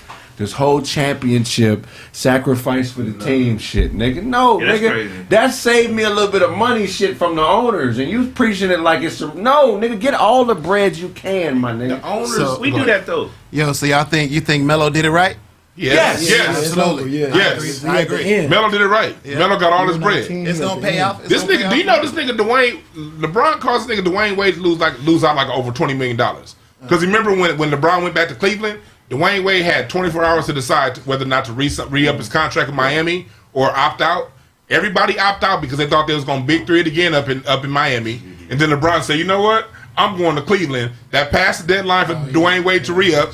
So he got rid of 3 years, $60 million, and had to re-sign that next season for what? 1 year, $15 million? Yeah, and then that's when he went to Chicago the year That's after. when Chicago. So You know what's crazy, he lost though? all that money because of some team shit. What's crazy, Chris Bosh, the one that benefited from that. Remember, they paid Chris Bosh a lot of money. He got $100 million. Yeah, he got 100. And then played like 16 more games, and Yeah, that was I'm it. out of here. Then he got some He had that fucking lung rare condition. lung shit. Yeah, he was the only guarantee. This is for everybody. Most overrated player, most overpaid player in NBA history. Oh, John Concat. John Concat. John Concat was one, yeah, because he got all that money when Ewing was on top. He had more money than Ewing. What did John Concat get? John Concat. He was a white boy center, played for the Atlanta Hawks. What did he get? He had the first big deal out of any big man. Yeah. The next one that ended up signing the deal that was big was Shaq. I forgot the numbers. Even Shaq said that's when he wanted to be like John Concat because he had the money. John Concat got the biggest deal in like for a center like in NBA history at the time. No money with no game. But I'll say Luke Walton. Luke Walton got $49 million. Luke Walton was good though. Luke Walton. You couldn't have told me he was going to be a terrible coach Mike Conley. because he was such a smart player. Mike Conley, that nigga ran, but he can hoop though. He can run a team. But $200 million. His greatest agent ever. Who? His dad is his agent. Yeah, right. Okay, John. Yeah, he leveraged that track and field shit. Like you know, I was fast. So my son, he's gonna be fast like me. Wasn't he the first one? Did he say that to get $200 million? No, that was when that's when they got the new TV deal. He was the first one to get paid big. He opened the floodgates right there, like $200 million. I got one. The white boy. The shotgun owner? Yeah. He got paid. Derek Coleman. Motorcycle. Derek Coleman was nice though. It was nice. Derek Coleman only nigga dunk on Shaq chest to chest. I'm talking about Ever. That nigga got a bigger contract after that $80 million though. When he Did he? his back up, that nigga was just sauce. He was still getting big contract. Oh well. The biggest I'm being dope at the Nets. You know what I'm saying? the biggest loss was Samaki Walker. Remember he was offered like $100 million by Dallas and thought he'd get more. Yeah, that was. And then he had signed the Lakers for like 10. Oh, No way. You know, so my Candy man. Candy. He can't go to Nigeria. They'll kill that nigga. Why? He's trash, my nigga. He made the league. What you talking? He was the #1 pick. Exactly. He's the most disappointing player ever. Smokey wasn't disappointed. Don't say that. Don't you do that. I know he's Nigerian, but that nigga did nothing in the league. That was a draft. Andre Bennett. Hold on. Andre Bennett. I'm about to say Bennett. Come on, man. It's been some. Olo Candy though was the same draft with like Vince Carter and I want to say Mike Bibby, a bunch of killers up in there. Yeah, killers in that draft, and they took Olo Candy I mean, he was first. killing in college. Clippers was always fucking up with Kristaps Porzingis. That's a fucked up contract. But he Porzingis. good though. Porzingis He ain't good. done shit. No, but he nice though. Gordon- He was not. Gordon Hayward. What did Gordon get? Nah, he got hurt. The white boy? He got paid. The white boy good. He got paid, but he got hurt very first game. Gordon nice. He need to bring it. He need to get his game back. But he got all that money. He didn't really perform. For Most unskilled NBA player of all time. Most skilled. Unskilled. Bo Outlaw. That nigga couldn't dribble. He couldn't shoot. Bo Outlaw's out there. I mean, rebounding and defense is a skill, but he had no. Odin Polynice was worse. No, Odin was better. I like OP, but Odin can operate in the That's a post. mean ass nigga too, man. he is. Orlando He was Woolrich. at B of A camp when I was a kid, nigga. He was cussing his ass. Neatest nigga ever. That nigga Odin Polynice would be at UCLA summer workouts, working out a player, and then go to the club that same night in the same sweatsuit he was working niggas out in earlier that day. Disgusting. Basketball player. That's OP, yeah. You see that nigga in the same jumpsuit that he was just at UCLA working niggas out in the club. He got to make him believe he was. That nigga Odin Polynice played for every team. Yeah. That probably 2 times. Didn't he get arrested for impersonating the cop, pulling somebody over? Did he? Yeah. He pulled somebody over and was impersonating the cop and got arrested. That's a dog-faced nigga too. And he had that tape on his nose. That nigga autographed my basketball card in Barks. Nigga said, ruh, ruh, ruh, ruh. That was a dog-faced nigga. Javarius critiquing. Barks. What's his name? Somebody said that. Somebody said Master P. What do you say it was? Javarius critiquing. Creighton. Javarius Crittenton. He had You don't know how to say it. About Keith Javarius Crittenton. Keith Claus had skills. He in jail right now. First Jamel. Keith Claus had skills. He was 7'4". No, that surprised me because Keith Claus, I seen him. He actually had skills. He was a drunk. You think Keith Claus is more skilled than JaVale McGee? Yes. Yeah, I think so too. No. Hell yeah. Yeah, for sure. More I think skilled. old school JaVale, but today's JaVale's hit 3 points. Keith Claus could handle the ball. He could run the floor. Keith Claus was just a head case. What about Percy Miller? He was leading the league in blocks. Look, he led the league in blocks, only playing like 15 minutes a game. Keith Claus. He said somebody good though. He said, "What about Percy Miller?" Percy, you talking about Master P? Son, you. It's hard for me to speak negatively about Master P. He don't know nothing we talking about. I'm such a fan of Master P's moves because he hustle. This is mentality. But I gotta say it, P. I love you, man, and you ain't gonna give me a record deal anyway. Your hoop game wasn't shit. Your hoop game. I don't know why you put yourself on that cereal box. No. Not even cereal. Master P got oodles and noodles. He got everything. He got hip He was one of my favorite niggas ever. I gotta be honest, P. You couldn't hoop, nigga. He was balling in the Make Him Say video. They was playing on an 8-foot court. Everybody had belts. Get this shit in, though. That's the choreography. He said 1 and 2 and 3. The 5, 6, 7, 8. Here's your marker line up at the 3-point line. You know who was worse than Master P? Who was worse than Master P? On that episode of Hank and Mr. Cooper, when Mr. Cooper made the Warriors, and then Chris Lonas took his spot. Crazy. Mark was garbage. He was garbage, but Reggie Miller deserved to do what he did to you. You already know who the best TV hooper of all time is. Will Smith. Steve Urkel. Fuck out here. Teen Wolf, nigga. You got me fucked.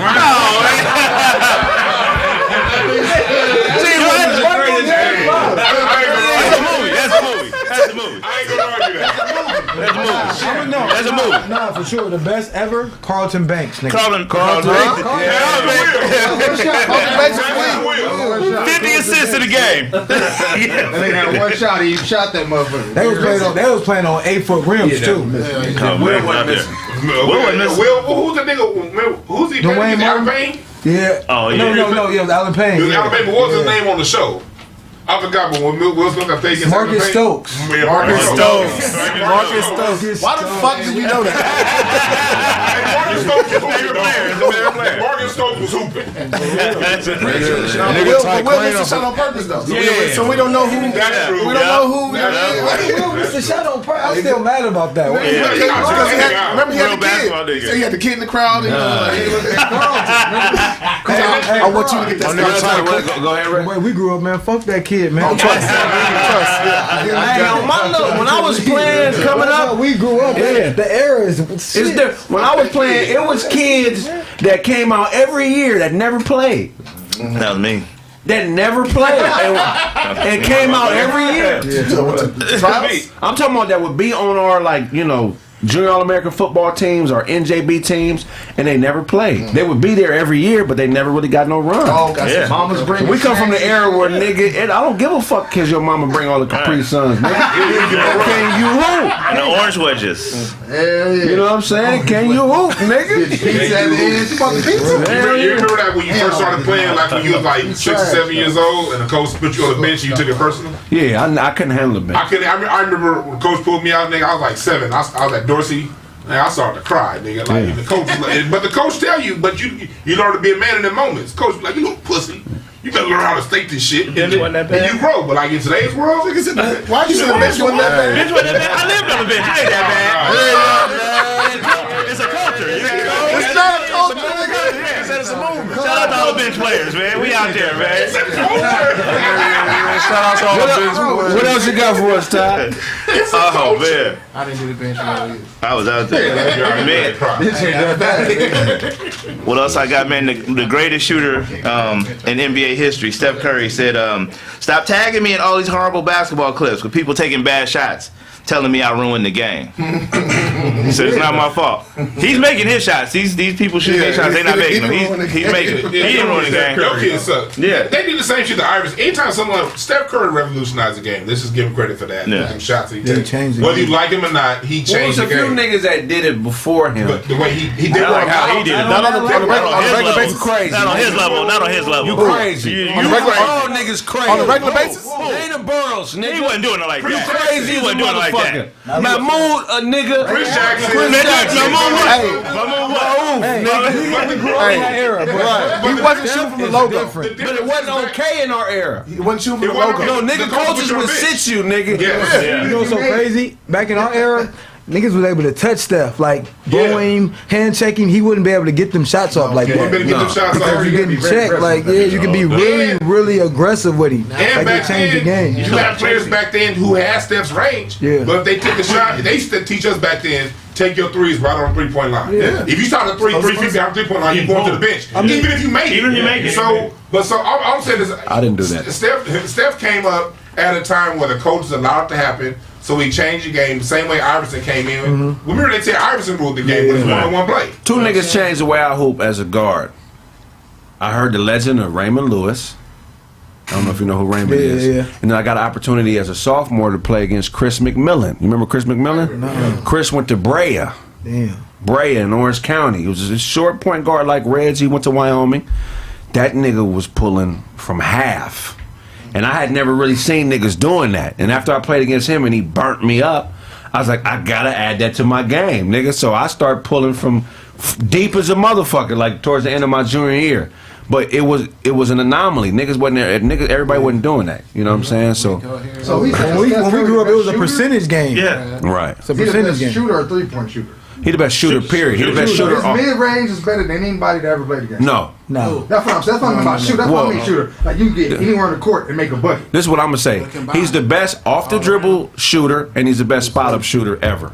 He's Reggie Miller and who would be somebody that was off the dribble? Off the dribble, that was crazy.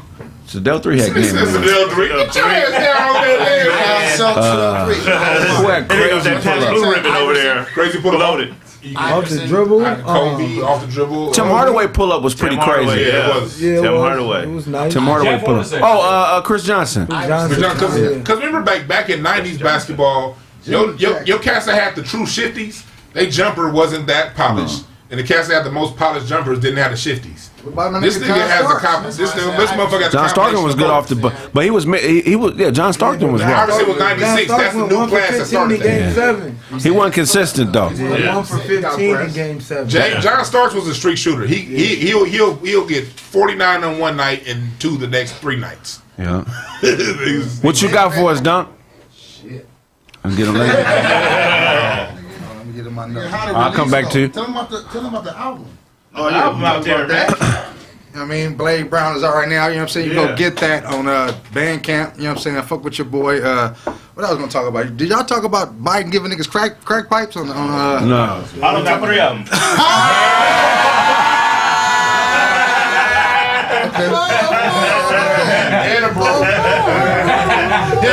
Ty, your teeth are designed to receive crack pipes. He hit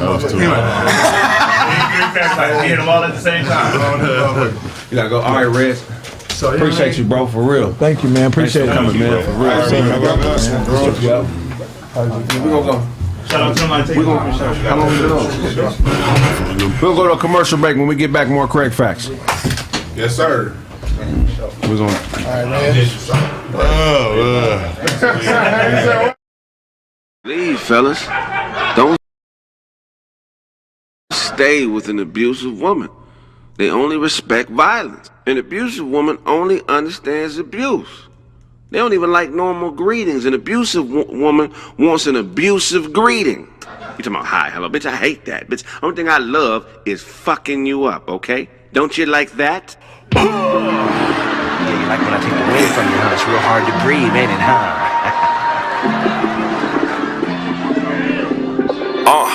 Check it.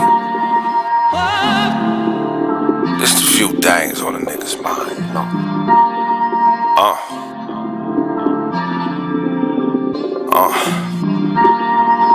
We own it. Selfish pride to the side as we vibe in the moment. I got a bitch, man. Yeah, I got a bitch. Cause we own it. I got a bitch, man. Yeah, I got a bitch. We own it. Selfish pride put aside as we vibe in the moment. I got a bitch, man. Yeah, I got a bitch. Cause we own it. I got a bitch, man. Yeah, I got a bitch. We own it. Misplaced gloves, you lost your touch.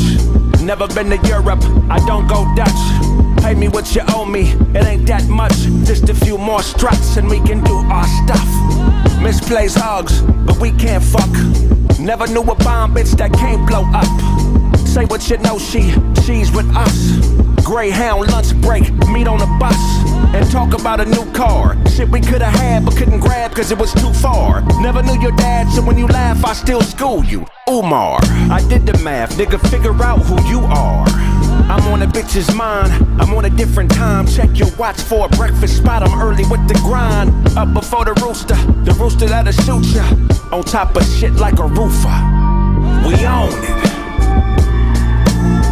Selfish pride to the side as we vibe in the moment. I got a bitch, man. Yeah, I got a bitch. Cause we own it. I got a bitch, man. Yeah, I got a bitch. We own it. Selfish pride put aside as we vibe in the moment. I got a bitch, man. Yeah, I got a bitch. Cause we own it. I got a bitch, man. Yeah, I got a bitch. We ain't got a mouth, it can't talk me off that fly shit. I'm getting on this plane and this dame will be my bitch. In a room full of suckers, ain't nobody here to vibe with. I'm a dog ass nigga and this world is my hydrant, get used to. When a hoe's wrong, don't hug her, cause she gon' think you soft, young as a non-gay. Brothers always asking me my age like Beyonce's mother, cause I'm seasoned. Sprinkle me on the bitch's mind and start cooking up reason. Get gold, ask your father for a number, got a zip code. Start selling pussy, why the fuck do you strip for? Die on the battlefield or yield to a lip blow. On that bitch's head, I think she fucking with that crystal. Every step towards that meth like Wu-Tang instrumentals. We gon' find a way like Doc Dre on the tempo. Swing to the cherry, stop and watch a tricks rent blow. We own it. Selfish pride to the side as we vibe in the moment. Yeah, I got a bitch, man. Yeah, I got a bitch. Cause we own it. Yeah, I got a bitch, man. Yeah, I got a bitch. We own it. Selfish pride put aside as we vibe in the moment. Yeah, I got a bitch, man. Yeah, I got a bitch. Cause we own it. I got a bitch, man. Yeah, I got a bitch. We own it. This greeting card I got you for your birthday, I'm gonna open up. What does it say? It says bloody lip, black eye. Bitch, this shit ain't never gonna happen. I ain't never fitting to quit. I'm on your ass, ho. And listen to this voicemail greeting. Beep. Thank you for calling. Everybody, I'm fitting to fuck this bitch up. I just want everybody to know my life's mission is fitting to fuck this bitch up. Leave a message after the beep. Beep. Hey, what's going on, Kraig? It's me, Thomas, man. Make sure everything is okay with you and your lady, man. Call me back when you get a chance.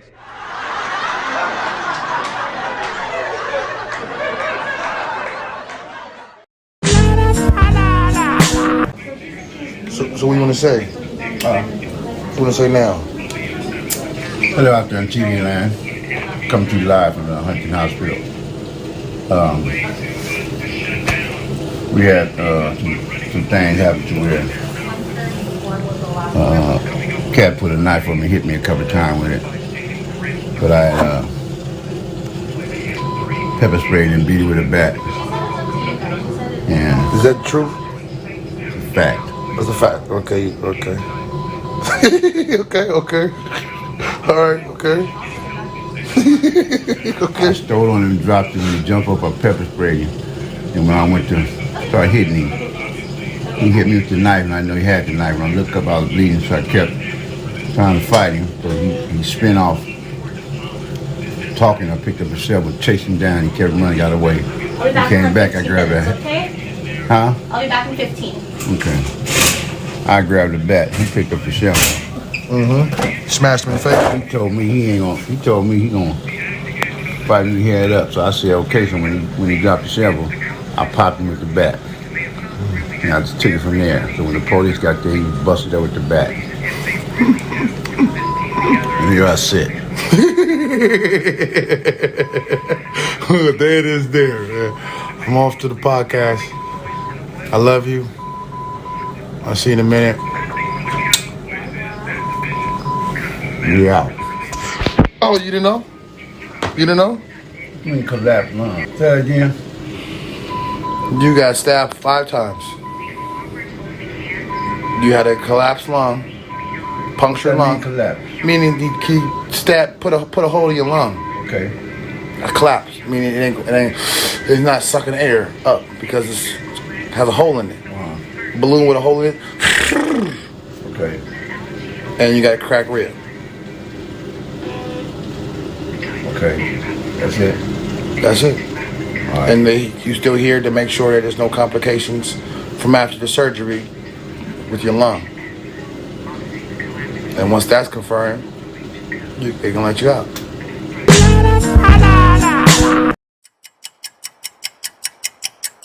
What you say, God?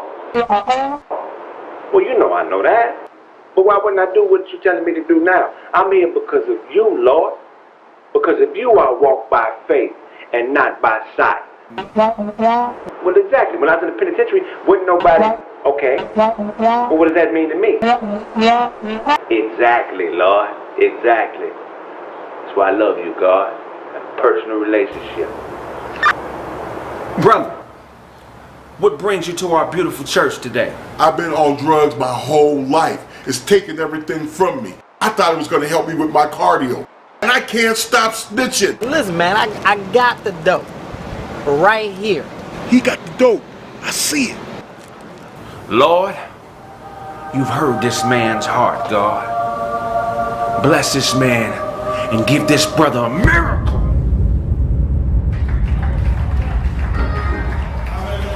He's gotten you off the drugs. It's a miracle. Oh my God, hallelujah, I'm off of drugs. What is this, brother? Who does it belong to? There's cocaine right there. You know anything about that? No. God! The Lord tells me you've been hiding some things, brother. Lord tells me you have a serious case of hepatitis B. Lord has also told me that you're a heavy eater.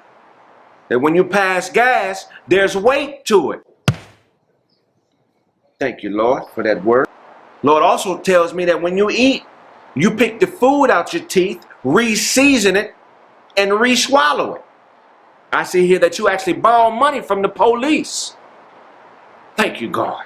If I owe you something, I'm not going to give it to you, so you're better off getting it from God, my Nick.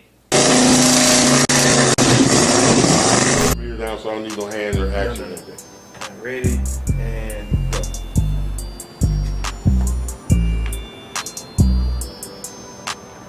Of hepatitis B. It's the Lord, what you say, God? Okay, Lord has also told me that you're a heavy eater. That when you pass gas, there's weight to it.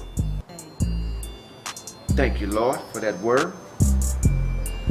I needed to see Eugene the evangelist. I knew I needed to see Eugene the evangelist. I knew I needed to see Eugene, the gangster evangelist. Man, your reputation on the streets is unbelievable. You have no idea what's been going on with me. I've been messing around with drugs my whole life. I'm talking about years. I thought cocaine was the answer. Have you ever seen anybody fat on cocaine? Absolutely not. All right, ready? Hold on, and go. What you say, God? Well, you know I know that. But why wouldn't I do what you're telling me to do now? I'm here because of you, Lord. Because if you all walk by faith and not by sight.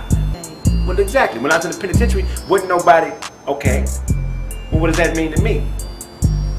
Exactly, Lord.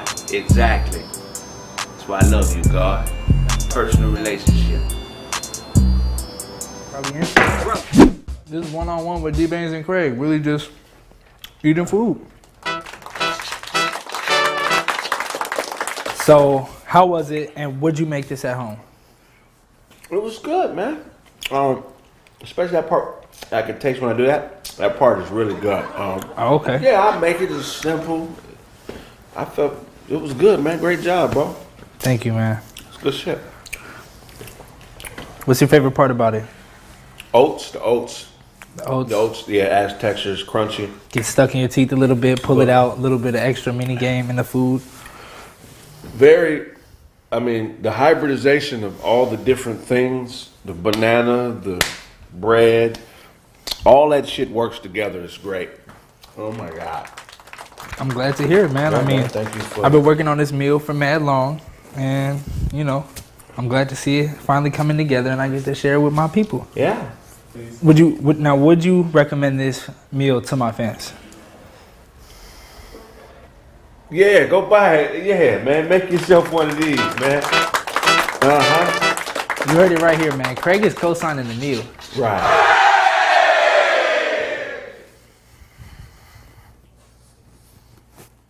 I'm with my legendary homie, man. Thank you for cooking for me, man. Look. They know me over there. The gangsters call me Square, but ain't nobody running up Ric Flair airs. Fake fight, rape type, test them hairs. DNA will pray, extend pairs. Cut off too many niggas wearing Jordans. Equal testimony recording, so run off and go get fly and kill them all like COVID guy. Cause every real nigga knows it's why. Black is beautiful to me, this is all I see. It helps my cheek. No more buying bricks, I only buy IPs. The jack of man gon' starve and need to buy IVs. I'm not a street nigga, that's repeat nigga for defeat nigga. I got a Kevin Hart, so let me explain. This black on black is bum clothes, we need a change. So lighten up a tad bit and laugh at my pain. Hey, I'm talking to you, bitch, pour me a drink. This woman is cute and this one here need a shrink. I see it all coming, so I know when to blink. Take a bump with this white girl, so you know what to think. Or get slapped with a loose glove and then hang up a mink. I'm not a pimp, I'm a prophet. Since life is a bitch, I tell that hoe when to stop. You know damn well if I owe you something, you can get it from God. Brother, you're a god and it's my favorite earth. At war with these mortals, never wager thirst. Make her taste it first. Finger dipped in slurp. If pussy smelled like a gator burp, that's where danger lurks. Look, man, Lena's damn near head round, hit the brakes and pause. You are not a tough guy. Those withdrawals cause nausea to body aches, closing walls. Pistols pop for addiction, exposed to cause. Throwaway shooter, you'll be dead in a week and I'll be in Bermuda. Coded calls, easy puller, leave if not constructive. Neely Fuller and forklift courtship. Unload your problems and force fit chords. You can't talk while I'm talking. She likes to spend money. Dorset, poor chick, surprise her with financial advisor. Foreign cage, I'm talking to you. Bitch, pour me a drink. This woman is cute and this one here need a shrink.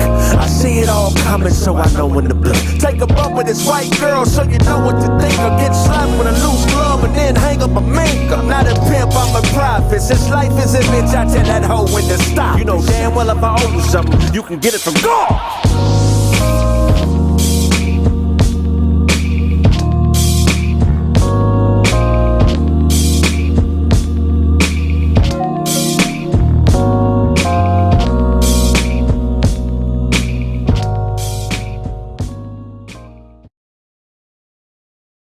Al Sharpton, man, really, nigga?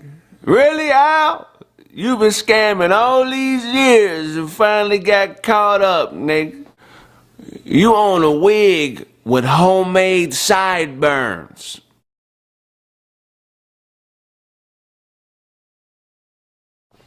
Al Sharpton, really, nigga? You let Don King slap you over a bag of scrunchies. Al Sharpton, really, nigga? You got a Snitch's Greatest Hits album dropping. I'm telling everything on everybody. Every time somebody says something important to you, you do a mic check. You said who said what to who? Mic check 1 2. Did say it again? One more time. Mic check 1 2. You said who did what to who? Mic check 1 2 1 2. Al Sharpton, you own a studio in the back of a police van, Nick. Al Sharpton, you got a Snitcher's Greatest Hits album dropping, nigga. You got an 8-track with all your Joe Jackson conversations on it, Nick. You buy all your clothes from a low-level mob boss. You dismissed yourself from the Million Man March so the count would come up short. How many people we got up in here? You say who? Mic check 1 2. We got with a million. Oh man, I got to go, man. I got to go. We got a mic check 1 2. I got to go, man. Mic check 1 2. They got a meal. I'ma leave. It's gonna be 999,000. Al Sharpton, you got a gospel album with curse words on it, nigga. You tried to buy dope for the Holy Ghost. Yeah, I'm here to buy dope. Anybody? Mic check 1 2. Yeah, I'm just here for a kilo 35. Mic check 1 2. Just a little sniff nose candy. Mic check 1 2. Who got the nose candy? For me. Mic check 1 2. I'm here to buy dope for God. Okay, where's the God dope at? Mic check 1 2. Who's selling dope? I want to take this dope to God. I ain't got no money. This dope is going to mic check 1 2 to God, nigga. Al Sharpton, you snorted coke off of Genesis 1. Nigga, you thought God managed the temptations. Al Sharpton, mic check 1 2. Yeah, you left the pipe bomb at the Vampire in Brooklyn premiere. They're still in my likeness up in here. Mic check 1 2. Yeah, Eddie Murphy's still in my. I'm off the dope I bought for God. Okay, they still in my. I'm off the dope I bought for God. Okay, they still in my likeness. In mic check 1 2. Hello. Al Sharpton, nigga, you lost weight and forgot pig Latin. Mic check 1 2. Look, it's the gay. No food. It's. No food again. Still in my likeness up in here. Mic check 1 2. Yeah, Eddie Murphy's still in my. I'm off the dope I bought for God. Okay, they still in my likeness. In mic check 1 2. Hello.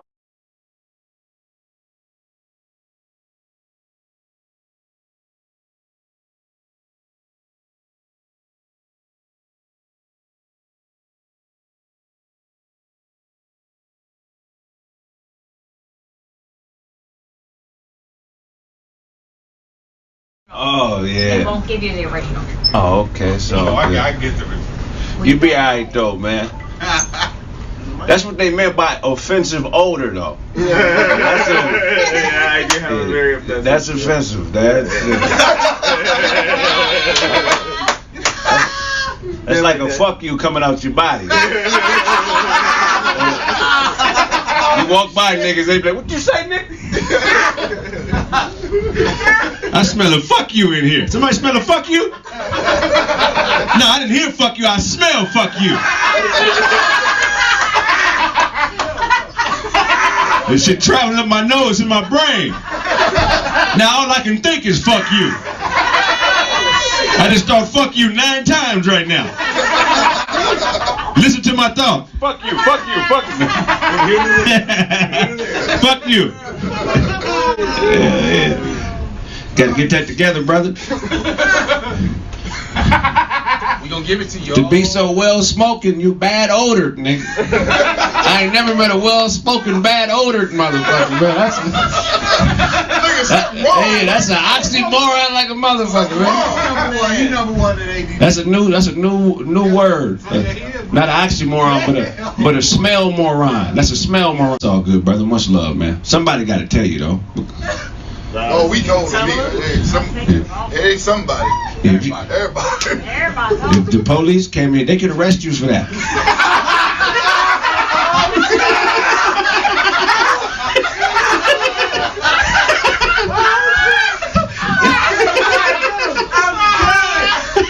That's at least 90 days coming off his body, nigga.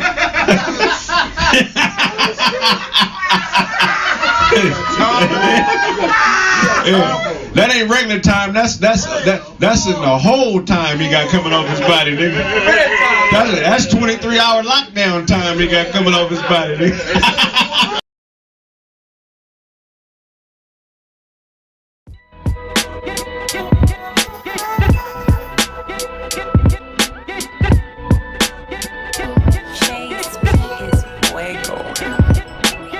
talking real spry since you put her through the fry. Now she fucking old boy and she don't even say goodbye.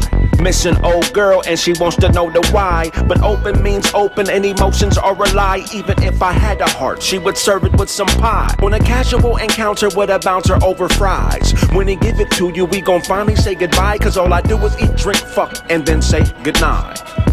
I really don't fuck with you. You just cough, bitch? Cause you just something to do. You're damn right I be a fool for food. But I really don't fool with you. I thought you knew.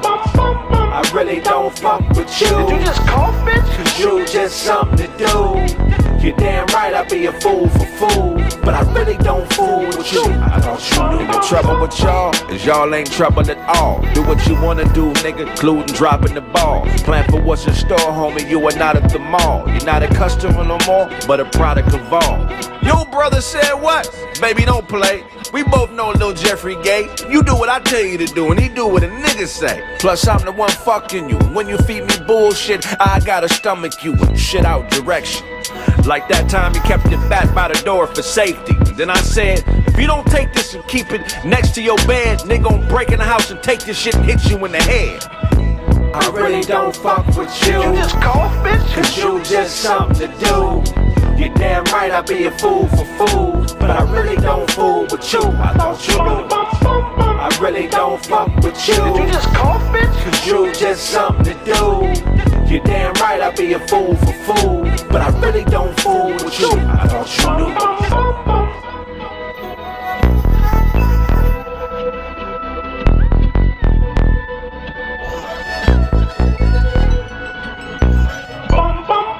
I really don't fuck with you. Did you just cough, bitch? Cause you just something to do. You're damn right I be a fool for food. But I really don't fool with you. I thought you knew.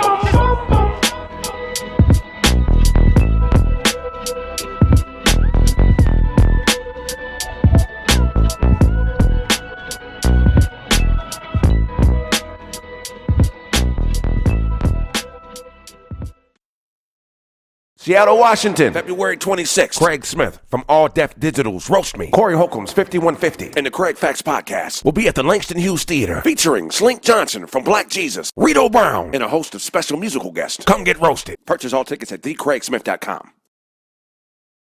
Seattle, Washington, February 26th. Craig Smith from All Deaf Digital's Roast Me. Corey Holcomb's 5150 and the Craig Facts Podcast will be at the Langston Hughes Theater featuring Slink Johnson from Black Jesus, Rito Brown, and a host of special musical guests. Come get roasted. Purchase all tickets at thecraigsmith.com.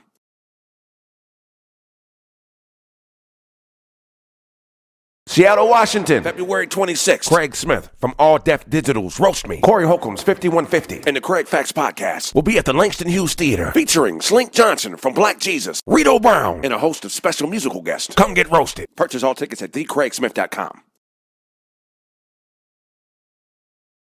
Seattle, Washington, February 26th. Craig Smith from All Deaf Digital's Roast Me. Corey Holcomb's 5150 and the Craig Facts Podcast will be at the Langston Hughes Theater featuring Slink Johnson from Black Jesus, Rito Brown, and a host of special musical guests. Come get roasted. Purchase all tickets at thecraigsmith.com. Seattle, Washington, February 26th. Craig Smith from All Deaf Digital's Roast Me. Corey Holcomb's 5150 and the Craig Facts Podcast will be at the Langston Hughes Theater featuring Slink Johnson from Black Jesus, Rito Brown, and a host of special musical guests. Come get roasted. Purchase all tickets at thecraigsmith.com. Seattle, Washington, February 26th. Craig Smith from All Deaf Digital's Roast Me. Corey Holcomb's 5150 and the Craig Facts Podcast will be at the Langston Hughes Theater featuring Slink Johnson from Black Jesus, Rito Brown, and a host of special musical guests. Come get roasted. Purchase all tickets at thecraigsmith.com.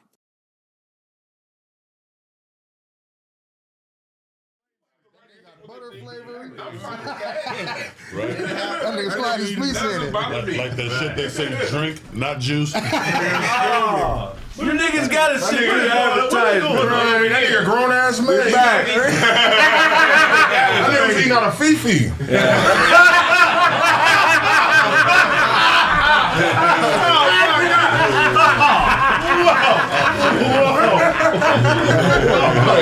That shit took away all my appetite. Now the cold thing. Now hold on. The cold thing is this, right? What I had was a plastic lunch bag, sandwich bag, with the chicken tuna in it. And he said that I'm eating out of Fifi. So clearly he don't know what a Fifi is. He watched one of those movies that didn't explain it. You know what I'm saying? He watched one of those. Yeah. He saw a movie. They didn't explain it, so he was just like, "Fuck it, ain't nobody else gonna know." Yeah, we know, nigga, we know what it is. Thanks for sharing this. This motherfucker. We know. Amazing like he worked for Ford spacecraft. The show watch TV like a T-Rex. He watch TV like Nigga, stupid.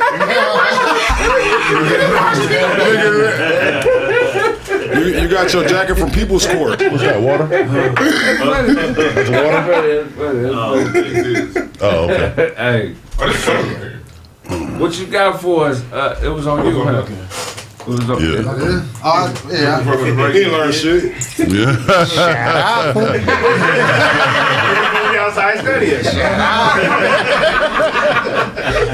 Shut up. Don't be no rat. What's up, yeah, we was talking about Joe Biden giving out crack pipes. You know what I mean? I don't know. Dwann, take it away, man.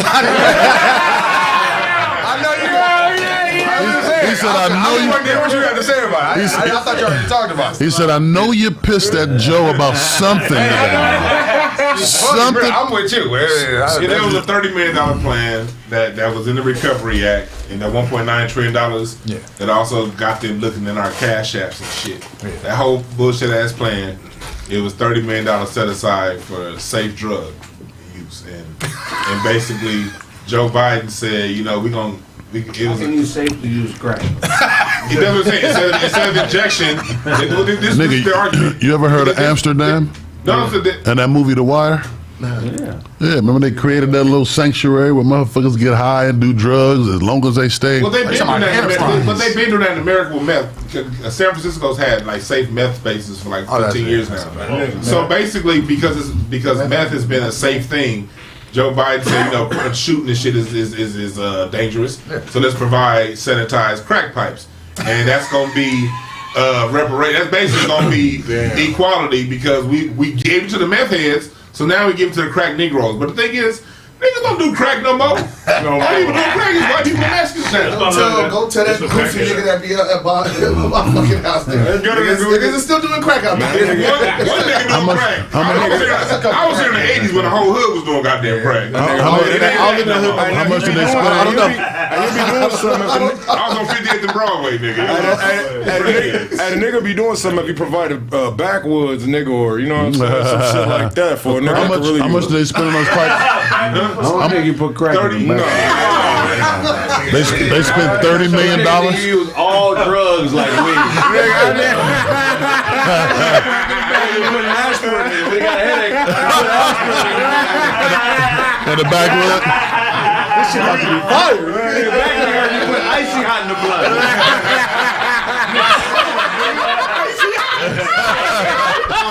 Nigga sure got a stomachache, put Pepto-Bismol on the block. that pink scissor. That's the new syrup. That helps the body. Basically, how much did he spend on those pipes though? $30 million. $30 million, man. Black people, when we talking, we need reparations. We need a whole lot of stuff. So his man. His answer was $30 million. They could have spent $30 million on healthcare, you know, to help those people for recovery facilities, man. They could have spent $30 million on homeless and housing or something. That would make sense. Yeah. What are we talking about? Making sense around here. What's wrong with us? They could have spent $30. He just got out of brain surgery.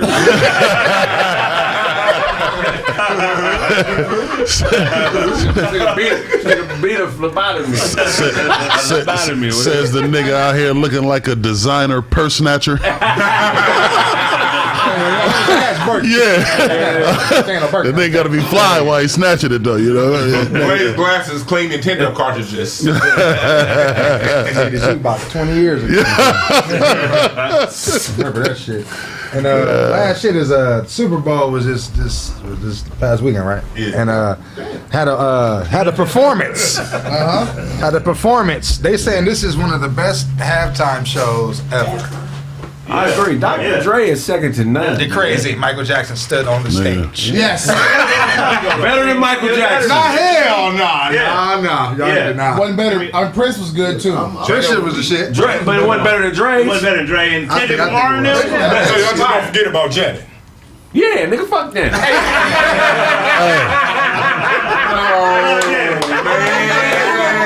So what's wrong with these niggas, man? Real niggas don't give a fuck about Janet. All I worried about was the titty. The titty was nice. We saw. She didn't do it. We saw. Ain't nobody topping Dr. Dre, Snoop Dogg, Kendrick Lamar, Eminem. When I see Dr. Dre, I'm gonna tell him to his face, nigga. That's why I forgot about you. I seen a nipple. Janet titty was out, man. Eminem kneeling. When I see Eminem kneeling, I was like, whatever. That's 2016, whatever. I can't really debate because they all gods. Michael Jackson's the pop guy. He set the standard. Before Michael Jackson, the halftime show was some motherfucker juggling. Right. Maybe a country singer. Like it wasn't a thing. Goddamn lie. Garth Brooks performed. That's what he said. A country singer. Okay, that nigga's that was after Michael. That was after Michael. I'm saying before Michael, it wasn't a big thing. The halftime thing. Michael Jackson made the halftime. Remember the time? Yes. 1991. Debuted at the Super Bowl. No, debuted after like Fresh Prince or some shit. That debuted at the Super Bowl between the Redskins and the Giants halftime. No, it debuted in Living Color. Living Color. Yeah, it was on regular TV. I was on Color Channel 11. I remember that. I remember watching all that. My TV was working. I saw it. I remember. All that's true. All that's true. But if you go and Google the Super Bowl halftime show from 1990 on back, it was just a random event. Michael Jackson made it a star-studded event. Yes. So we gotta give credit to that. But my thing is this: Michael Jackson's a god, Janet's a god, Prince is a god. They all and Dre is a god. And they all got their own god. Janet's a god. That sold her pussy for $1 billion recently. That's a bad bro. Shut up. Janet's a god. Can't no god be no prostitute. God don't sell pussy, nigga. She sold it. She sold her pussy for $1 billion. I'm jealous. She had in her prenup. She had in her agreement with the nigga that we had in agreement. I had to be married to you 5 years to get the $1 billion. Yeah. She was married to that nigga 5 years and a day. Yeah. Hey, ain't nothing wrong with leasing some pussy. I'm not saying there's nothing wrong with it, but guys don't sell pussy, Dwann. That's human shit. Gods are human. I tell you Can't what. no prostitute be no god. How did she sell her pussy, Kraig? She wasn't selling pussy. Nigga, what do you call it? She was selling for pay. She like did some songs for the nigga. She got married. You didn't hear one song. The song of hum. Yeah, Arvion, I'm hating on her. Fuck that. Jen is a god. Gods don't sell pussy. Show me the receipt. They only buy it at the best deal possible. I don't like her music, but Beyonce's a god. Her music is dope as a motherfucker. I don't like Beyonce's music, but Beyonce's still a god. You name. So my thing is this: Beyonce is a god. Yeah, I don't even like her music, but I can tell the truth. Beyonce's a god. Beyonce sold Beyonce don't sell pussy. Yes, she do. Oh wow! How she get? You know I would have bought all that pussy. If she was really selling pussy, I'd have bought all that. It's been saving up. You should have put out Chill Withers a long time ago. You would have added billion. Jay got her. Ain't no way Beyonce gonna sell pussy that I ain't biting. Man. It ain't happening, nigga. Listen. It's just You gotta take out a loan. Rockefeller, y'all. Crazy how you killed, nigga. I had nothing to do with this shit. That nigga out the Matrix, nigga. Man. That's one nigga I won't fuck with. Yeah, And why I stay fucking with it, I'm not fucking with that nigga. That nigga will have you, nigga, taken off the face of the place. I hope he's home. Hey, I have opinions on Jay-Z. I don't hate him, nigga. I got opinions. I know you don't hate him, but you just gotta. Well, he one of them niggas that get you shot. One of them niggas that get you shot. If you want to be touched, Give you some more similar opinion coladas. There's two niggas I won't say nothing negative about publicly: Jay-Z and motherfucking Puff Daddy. Everybody's dead except them niggas. Puff Daddy is definitely alive. Puff Daddy was around the niggas that died. Take that. I couldn't say fuck them niggas. The only niggas I'm scared of is IRS. I don't even speak badly to IRS. After that, it's everybody's open game. We humans. Everybody's open for each other. I'm not fucking with IRS. Because that's not a person, but people, everybody's open for the game, man. You can't not criticize somebody. Erwin Arsheister. You said Earl Hershiser? What? Don't say nothing about a nigga with one arm. No, that's who the nigga? That nigga used to be like, yo, if you put a dagger on that nub and that nigga be like, that nigga had one on. If you're a pitcher,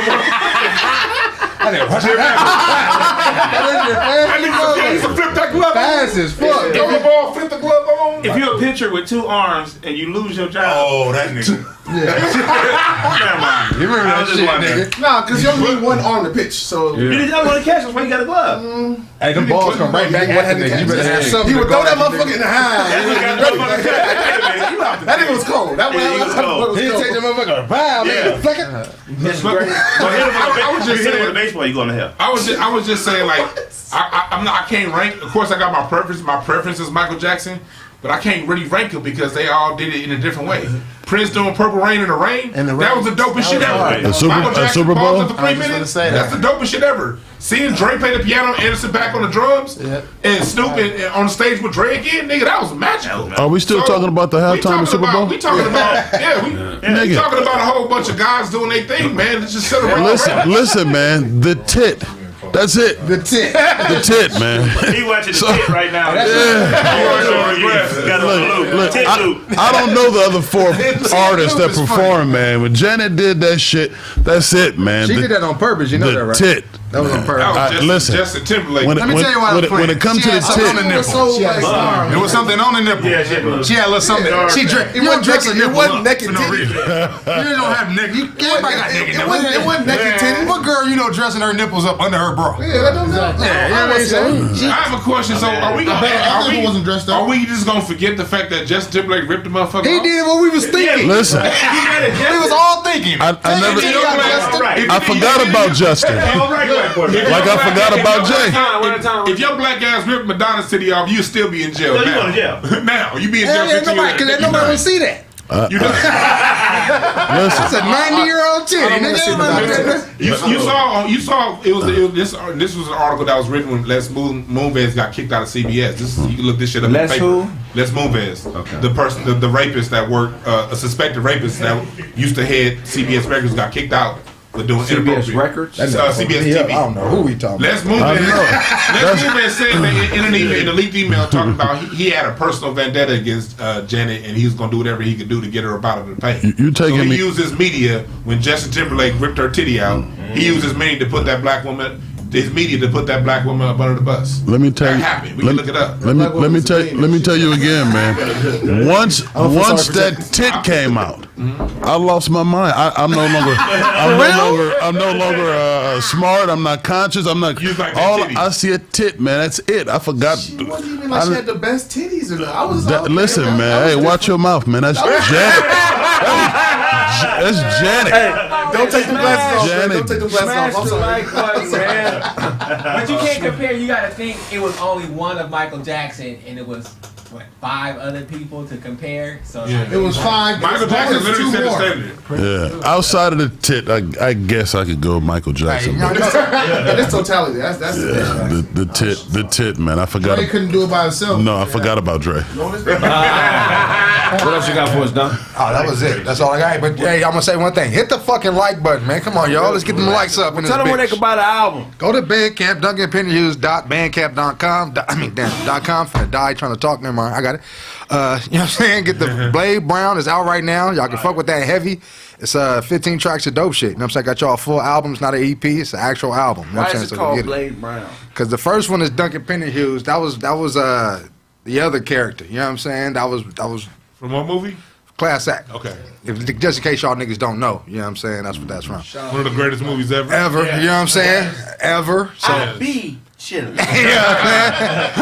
Bike that shit. Man. You got your shit off on the football. They ain't got no shit on the football field. Yeah, we gonna see right now. You know what I'm saying? Toughest, hypest. Man. You know what I'm saying? So I just took that and flipped, and then this album was more in the energy of that other character, Blade Brown. You know what I'm saying? The first one was a Duncan Hughes energy, you know what I'm saying? Right. Melodic, slow shit. But this one is more, you know what I'm saying? Just, you know what I mean? Hardcore shit. You know what I mean, son? You know what I'm saying? What's the single from the album? It's Cocaine. Okay. Cocaine. Yeah, it's called Cocaine. That shit is my shit, you know what I'm saying? So, we will be, you know what I'm saying? I'm going to be shooting some visuals, too. So, we got that cracking early. You know what I'm saying? Get this nigga Kraig in the video. The intro is fire. The intro is fire. Oh, good looking, brother. Good looking, brother. Appreciate you. Technically, it's late, but early late. Early late. There you go. Hell yeah, go pick up that Blade Brown on Garage Band. Garage Band is He was serious. I wish I could have my album on all them apps, nigga, at once. Oh my god. Yeah, nigga, build up on Pro Tools. Yeah, we gonna be rich as fuck. Niggas wouldn't be sitting here Fruity Loops. Hey, get your You know what I mean? For real, nah, but yeah, fuck it on Bandcamp for sure. What you got for us, DJ Show? Yo, what's up, man? This is your boy, the Real DJ Show, man. So we was talking about all the Super Bowl shit, you know what I'm saying? One of the West Coast rappers felt like they left him out, man, the game. You know what I'm saying? I thought about that when he was performing too. Yeah, he said, you know what I'm saying, that's messed up that they left me out. I should have been on the side of Dre instead of 50 Cent, basically. You know what I mean? The fact, it's a West Coast theme. I'm not mad at it. I agree with it. West Coast. I'm mad at him. Them didn't need to be there neither. I'm mad at him. If you have to say that, yeah, that explains why you wasn't there. How's his relationship with Dre? Yo, yeah, didn't he diss all them? He dissed all them, right? Dre is not a motherfucker you can talk bad about and it'd be cool. Even if you do a song crying to that nigga. He's a real artist, bro. Artists are very sensitive about their shit. Oh yeah, especially Dr. Dre. Yeah. And we also look like whenever, you know how to go, Kraig, networks, whenever it's a production like that, they're going to look at the numbers. 50 Cent got a relevant TV show out. Eminem was the affirmative action hire. And so, I know affirmative action hire. I thought the same thing. And I get it. I thought the same thing. That's all Dr. Dre. That's why they get mad at that. Dwann. That's all Dr. Dre. I love the fact that it was strategic though. It's strategic. That's all Dr. Dre. Let's get the white people here so white people. Eminem is his biggest artist, period. I don't see nothing wrong with it. I'm not judging you. I'm not judging that. This ain't white supremacy. I love the this fact. Is Dr. Dre. I love the fact that Anderson .Paak was as integrated into the show in low key. Yeah, I thought that was because he's the coldest motherfucker out there He's right hot now. right now. Yeah, I thought that was dope. The Anderson .Paak is. He the hottest motherfucker out there. I mean, I'm not mad at Game, but at the same time, it's like, yeah. I thought the same thing. Like, damn, man, the game would have been nice. Yeah, Game would have been nice. He should have been there. It's just, it's one of like, I ain't no telling what your, I don't know what his Dre is relationship in his is life too. Dre is in Right. his mid-50s, damn near 60. No shenanigans. He don't want no riff-raff, no shenanigans. You know what I mean? Yeah. And one thing about Snoop and Dre's relationship, even though Snoop pushed the gangster shit, Snoop is a respectful motherfucker. Yeah. When it comes to people in general, specifically Dr. Dre. Right. And the game, you gotta face it. Your personality, sometimes you pop off a little bit. Yeah, you say shit you shouldn't say. I think you dope as a motherfucker. Yeah. But if you look it through the context of Dr. Dre's eyes, nigga, no. I don't know why he didn't do it. I'm not saying that's why he didn't, but we all know at one point Game was going against Dre. You can't be in your feelings when you're dealing with a nigga like that. Dre is a mad scientist, my nigga. Yeah. He don't give a fuck about that emotion. He's about the art and being dope as fuck. And you are both of those. You dope as fuck, but I can see why you weren't. You know what I'm saying? And the thing is, Cube, if anybody should have been a number, should have been Ice Cube. That's a You see, and then if you want to give it homage to just the roots of West Coast hip hop, the Ice T. NWA. Yeah, NWA. That would have been a moment. That would have been a moment for the Colts. Yeah. But you know, I mean, it's not. At the end of the day, the NFL has their product, and it's gonna go the way they say it goes. So I have no issues with it. It just is what it is. Q wasn't there because he wasn't vaccinated.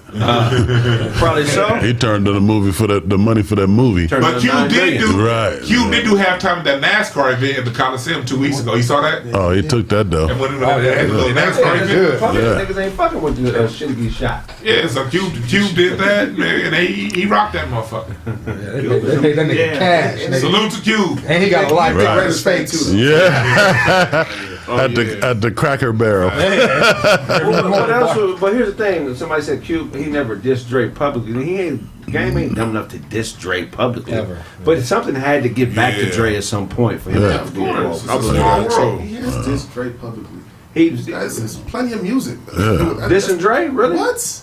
Yeah. Well, the second album was called Doctor's Advocate, and he wasn't even fucking with Dr. Dre. But he talked in interviews. Game has songs saying like not likely shit about Dre. I've heard it. Yeah. I'm a gang fan for when 50 and Game crossed paths is when Dre and Interscope parted ways with Game. So since Game had to part ways from 50, it was just good business for Dre and Game not to do business together. But no, I think I'm with you on that. I think they don't want them niggas to get into it either. Right. You know what I'm saying? Because Game and 50 Cent nigga shot one of Game's homies and killed him. You know what I'm saying? For that, and that shit really happened. Not no rap beef. So that happened. So I don't know how they probably don't know how he feeling about that. He probably ain't talked to 50. 50 like, nah, I don't want. Niggas was out there each other's neck for a long time. Yeah, like 50 probably like, I don't want the nigga around. You know what I'm saying? Yeah, I don't want that nigga around. And we all from LA. We've all seen the energy. When and you in LA, nigga? Yeah. I'm in LA. I'm beefing with you. I'm in your hometown. Yeah. I don't want you here. Right. Nah, I don't want you here. Bro. And this entourage comes with a certain energy. And everyone knows that's no secret, you know what I mean? No judgment, but it is what it is. So in them kind of professional events, they weigh all that shit. Yeah, that's a fact. They don't want no tension at all.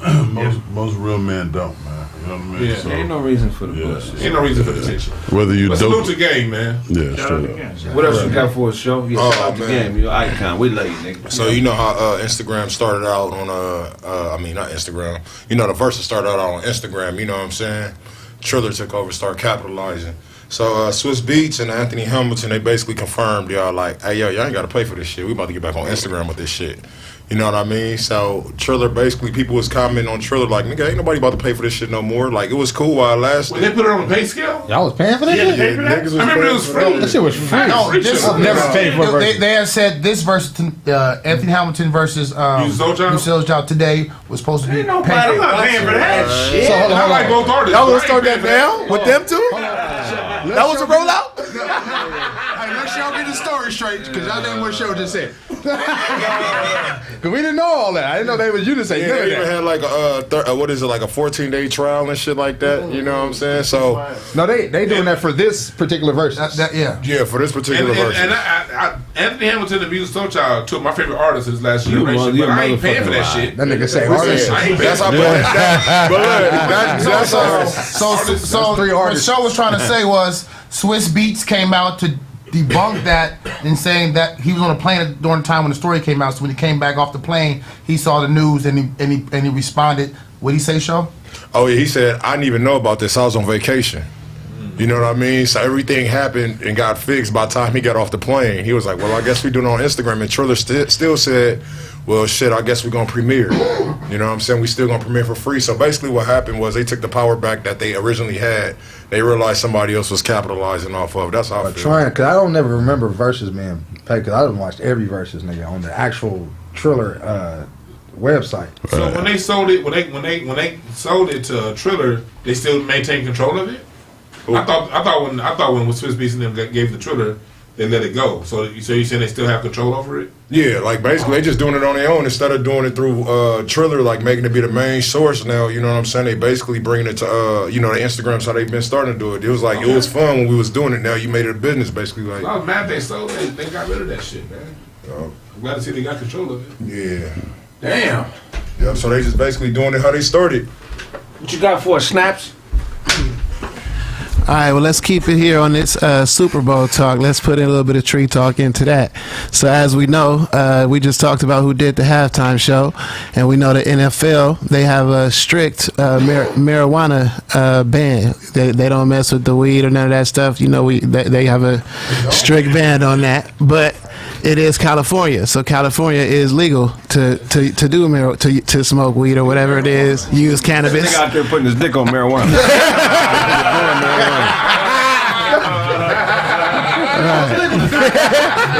It's legal. Why does weed legal. wet, nigga? But so no wax. So look, that's terrible. Weed wax, this nigga's terrible, bro. Can y'all stop? Niggas loaded. Can y'all stop? Yeah, man. So even though they have an anti-weed, Snoop Dogg was the guest there, and you know when you go to you go to a Snoop concert, you got to see Snoop smoking. You know what I'm saying? That's what he does. However, because of that, he didn't smoke on stage, but there was footage of Snoop Dogg smoking right before he went on stage. Snoop was on the side of the stage smoking, getting his mind right before he went to perform. And now it was a lot of people were actually there was a lot of people taking bets and people wondering if Snoop was going to smoke while he was performing or not. We know Snoop has done. He said he had put out rumors saying that he actually smoked in the White House before. You know what I mean? So I don't know, man. I feel like y'all think Snoop should have got the pass? I think Snoop should have got the pass personally, because that's him. Like if we see LeBron, if we see him walking with a basketball, you know what I mean? We ain't gonna snatch a basketball. That's what he does. Basketball is allowed indoors. Right. We wasn't gonna take the glove off Mike on the stage. You know what I mean? Off his hand. But I'm saying that's what he does. So what I'm saying, Snoop there, I think Snoop should have got the pass. That's what he does. What y'all think, man? That's kids watching. Fuck Snoop gets the pass. Snoop gets the pass. He didn't have to smoke in the tunnel. The nigga was already smoking in the green room. He had to get that little extra hit in. Why not? He's Snoop. He's Snoop, bro. He's Snoop. Step back a little bit. Can y'all niggas perform high? Hell yeah. I don't see how you do it. I can't do it. The people mad at Snoop smoking. They kids is on meth. So man, fuck that. Absolutely. Love from the doctor. Love smoking. Nigga fuck with the box. He's heavy. You got it. That nigga going to work, man. Whatever they say, you know, it's not allowed today while I'm working. It's not allowed, man. You pay me enough for that, you know. Fuck it, I don't need this. Paid for the Super Bowl? Yeah. Well, he didn't get paid for that. No, people that perform for Super Bowl, they don't get paid. There's a budget for expenses, but you don't get paid. Man, hold on, ladies. Double check that. Wait, hold on. You said what? You don't get paid to perform at the Super Bowl. Who told you that bullshit? It's in the paper every fucking year. Do you believe that? You believe that motherfuckers paying $8-9 million for a 30-second commercial spot and they're not paying the performance? Right. You got to be stupid in the mother.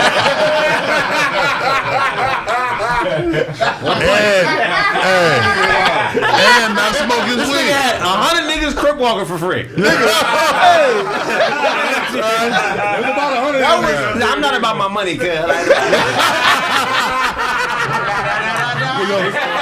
We're gonna do this for the hood. There's a budget for production costs. That's it. Nigga, ain't nobody doing that for free. Nigga, Do nobody. you niggas not read the paper? Michael Jackson. They say this been a story about the last 20 years. They get paid. They get paid just like how people get paid off verses, off sponsors. There you go. What I'm saying is that what it does is because of what, like there was a story released where Mary Streams went up by like a gajillion%. Yeah. When you do it's basically free promotion, and that's what they do. And if you think I'm lying, just look it up. Like no, I'm not saying you're lying. I'm saying they're making tons of money. They definitely have a deal set up. Yes, Dr. Dre is a billionaire. Pepsi might be paying. Right. They get money. What you do Saturday? Just go perform. All I'm saying is when you do a concert, you get paid your $100,000 to show up at that arena. Whatever your fee is that you get paid for a normal concert, when the NFL comes, they be like, you get your money on the trickle down. So that's how it works. So you saying these niggas is just foolish? No. That nigga got up, matched the outfit in front of his wife, took a weed break. I mean, he did all that for free. Yeah, it's an intelligent chess move because sometimes you got to give a little, get a lot. No. We talking Snoop Dogg, nigga.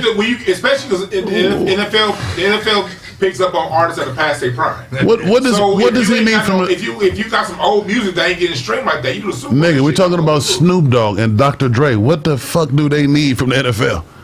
What do they need? They did it. They signed on to it.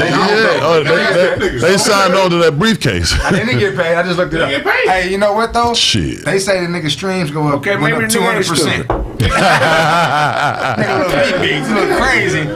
Yeah, but they say this nigga stream with 200%, and Snoop new album is streaming 150% more. And you get a higher appearance because when you get that level of exposure, it sells more seats on your current tour. How much is that though? That's a lot. That's a lot. That's a lot. New album. Like 150%. Like we both know, them music is probably the bottom money. No. I'm talking about at this point. You think they cared about that? Yeah, because that's gonna be almost. That's almost like $300,000-$400,000 in your pocket. You think? Yes, I know so. Yeah. I'm telling you, For yes. Snoop Dogg, but I'm not for telling you, us. Yeah. And when it comes, that's what I'm saying. We talking about Snoop Dogg. I'm talking about people who would never listen to Snoop Dogg though. Now they're like, oh, let me go listen. Let's listen to that at the party after the Super Bowl. to go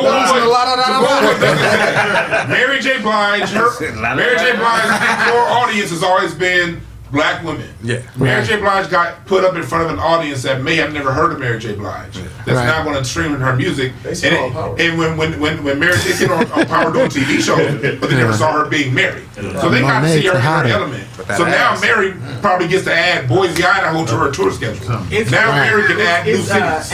Anderson .Paak said like whatever he was charging for his show, he's like almost charging double now. Exactly. So that's you can charge more for your show. That's where. Damn, I was going to say What you gotta think is like it's a ripple effect. It's a what? Damn near a billion people. How many billions of people are watching? So it's like you're looking at. You can't just think about the stadium. You just gotta think about everybody. There's niggas in Egypt watching.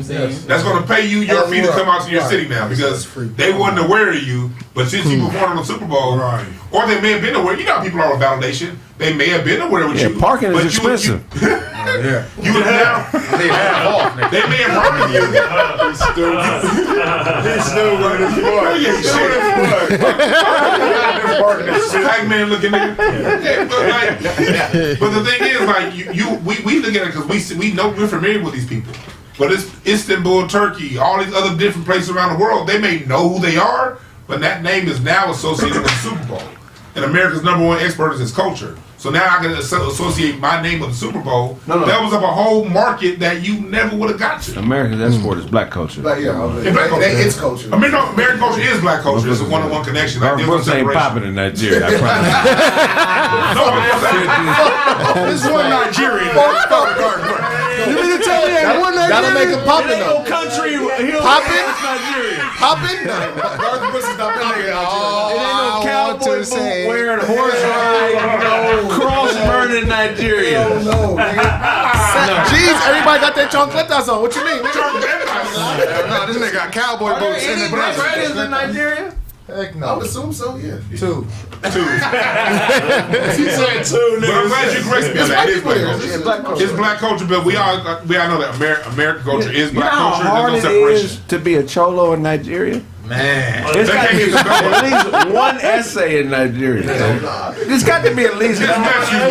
There's one nigga from 18th Street in Nigeria. Not acting like you from 18th Street, though. Hey, you might be there, but he ain't acting like 18th Street.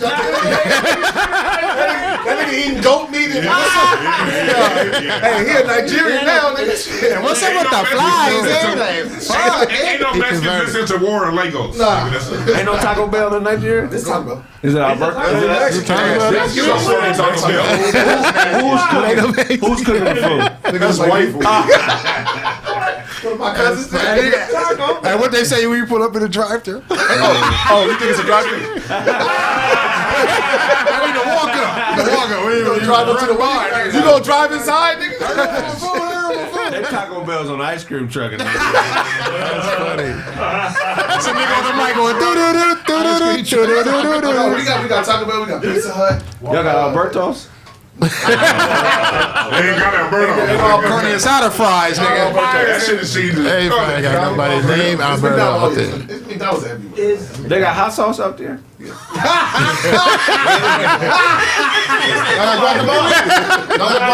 trying to tell y'all, y'all come, y'all be like, God damn. This is No salsa.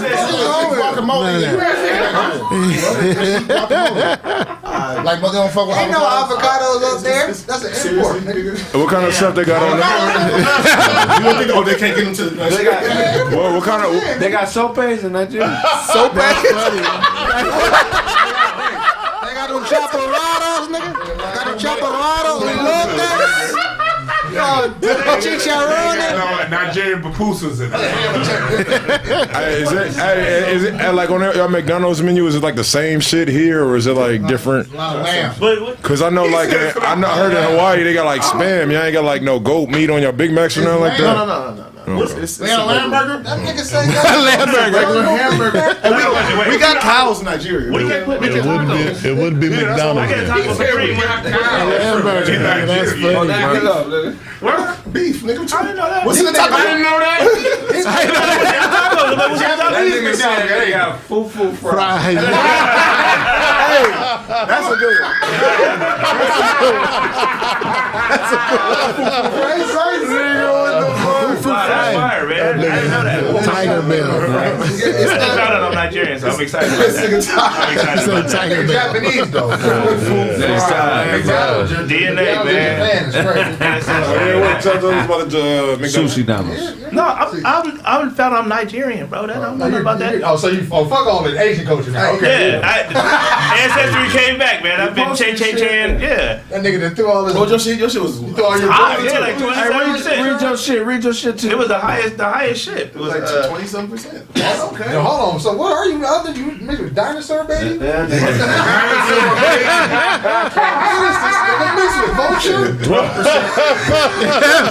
right, here we go, man. 12% not the mama. 27. Not the mama. That's fucked up. The highest thing on there, man. 27% Nigeria. Yeah. So Che, right? He gonna tell y'all later. I'm telling you, man. 26% Cameroon, Congo, and Western Bantu peoples. Bantu? Bantu. I think you Bam too. Hey, you know what I'm saying? Yeah, Bantu. right there. Yeah, I'm out here, man. And 57% Ming Dynasty. He said I'm out there. No, somebody was out there. 14% Mali. 12% Ivory Coast, Ghana. What how you say it? I need to know. Mali. Really? Okay. All right. Mali. 10% Benin, Tongo. What's the total percent? 5% Wales. 2% Southern Bantu. Right, well. 1% England. Senegal. What? Ireland and Northern India is all 1%. So that Chinese headband don't mean shit. It ain't a Chinese headband. It's a culture appropriate. What else you got for a snap? Show you a grown ass larva.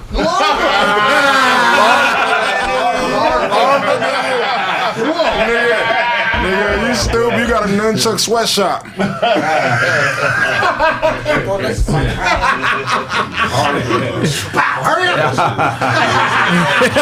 know that reading is a fact check for pussies. Like, you know, you meet a woman who got a kid already, and you test their kid and then read all that shit and then just tell you what she been into. Oh, yeah. That'd be wild. That's crazy. 2% Mali niggas in there. 2% Mali niggas in there. Let's see what he been for. These Mali niggas been fucking. You know, been to Nigeria, huh? Who's this nigga from Uzbekistan that was in your pussy 12 days ago? All right, so check it out. An American research team reported that they possibly cured HIV in a woman for the first time. They said they've been working on a cure for years. They've been doing like cutting edge stem cell transplant, and it basically cleared HIV. They put a new pussy on it. They said they put a dog pussy on the bitch. You good now? Everybody knows. No, that's racism. Everybody knows Magic Johnson cured HIV in 97. Let's cut it out. He put it up on Instagram. They took it off. It was on MySpace. It was on 97, Well, that's the way we're gonna test it. When he had that talk show. That nigga Todd got Cookie has the cure, not Magic. that nigga Todd got HIT. HIT. It's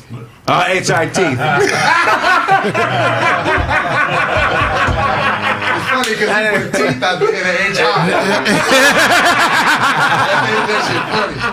HI. Show Gums look like he kissed a landmine.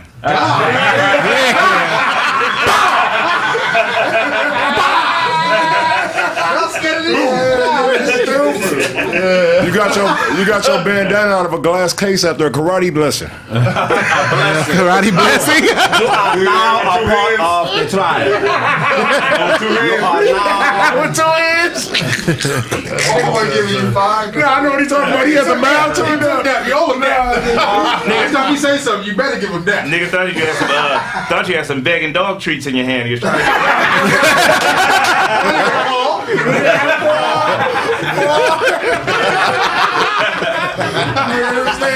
You got that bandana from mechanic school. But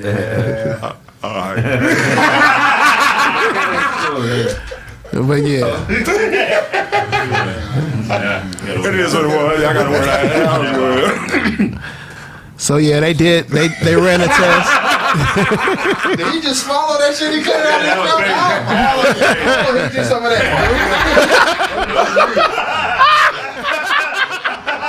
He said, "Go and hit that." You could have spit that shit somewhere.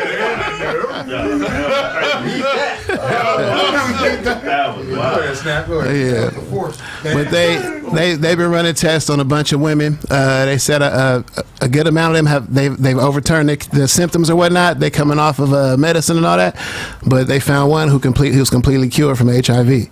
So wow, so yeah. Are you gonna double back if that's your ex-girl? Would you double back? Hell yeah, nigga. Hell no, I'm not doubling back, bro. Companies ain't finna let this go. Unless they get the sound. Oh shit! If it ain't AIDS, there is no reason to use a condom. Babies, nigga. Yeah. What the fuck? Herpes, nigga. General warts, nigga. Right. You don't have AIDS, right? Okay, fine. So condoms cover your whole genitals, right? So you put your ball, you don't care about your balls. They don't give a fuck about it. You know, skin My balls is ain't never porous. been in a pussy, so I think it's my life. But it's definitely been on a pussy. Yeah, for sure. And what's in the pussy comes out of it. We're doing it right. Are you eat pussy with a condom on your lips? That nigga mouth first. Said my mouth is cool. Nigga said they swallow the disease, nigga. They swallow all that disease. If you eating pussy, why are you using condoms? I said babies. I don't know why we talking about That nigga said the weed to I kill said it. babies. I specifically said babies. Niggas are scared to In Nigeria, them niggas, they just suck the nut back out.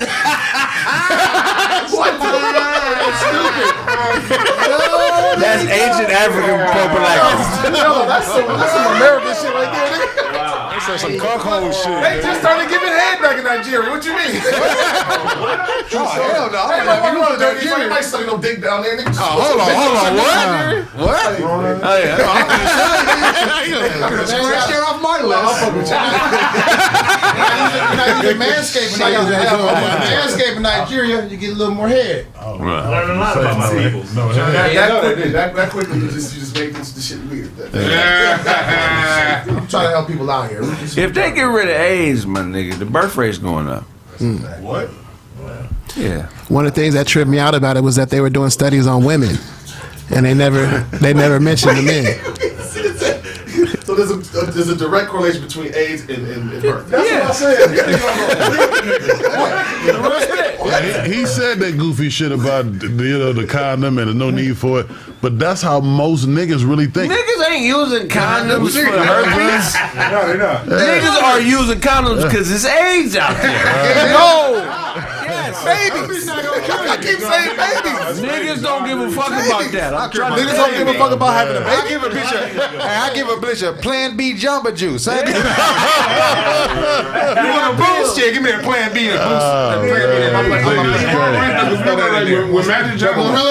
When Magic got AIDS, that's when them goddamn condom shit took off. TLC was wearing condoms on their clothes and shit. And all that, like, it was like, man, every rap song like in 92 said, put on protection. Yeah. At the end, strap up. Jimmy had the BT commercial. Yeah, all the commercials. We be watching Video Soul, and then it'd be like 3 commercials, like, wear a hat. You know what I mean? All that shit. Yeah, Magic and AIDS is what got that condom shit popping. I think condoms should have an insurance policy.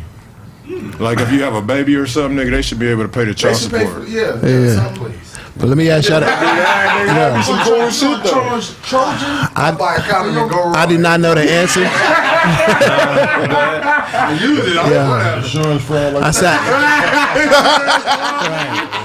I don't have the answer, but what y'all think?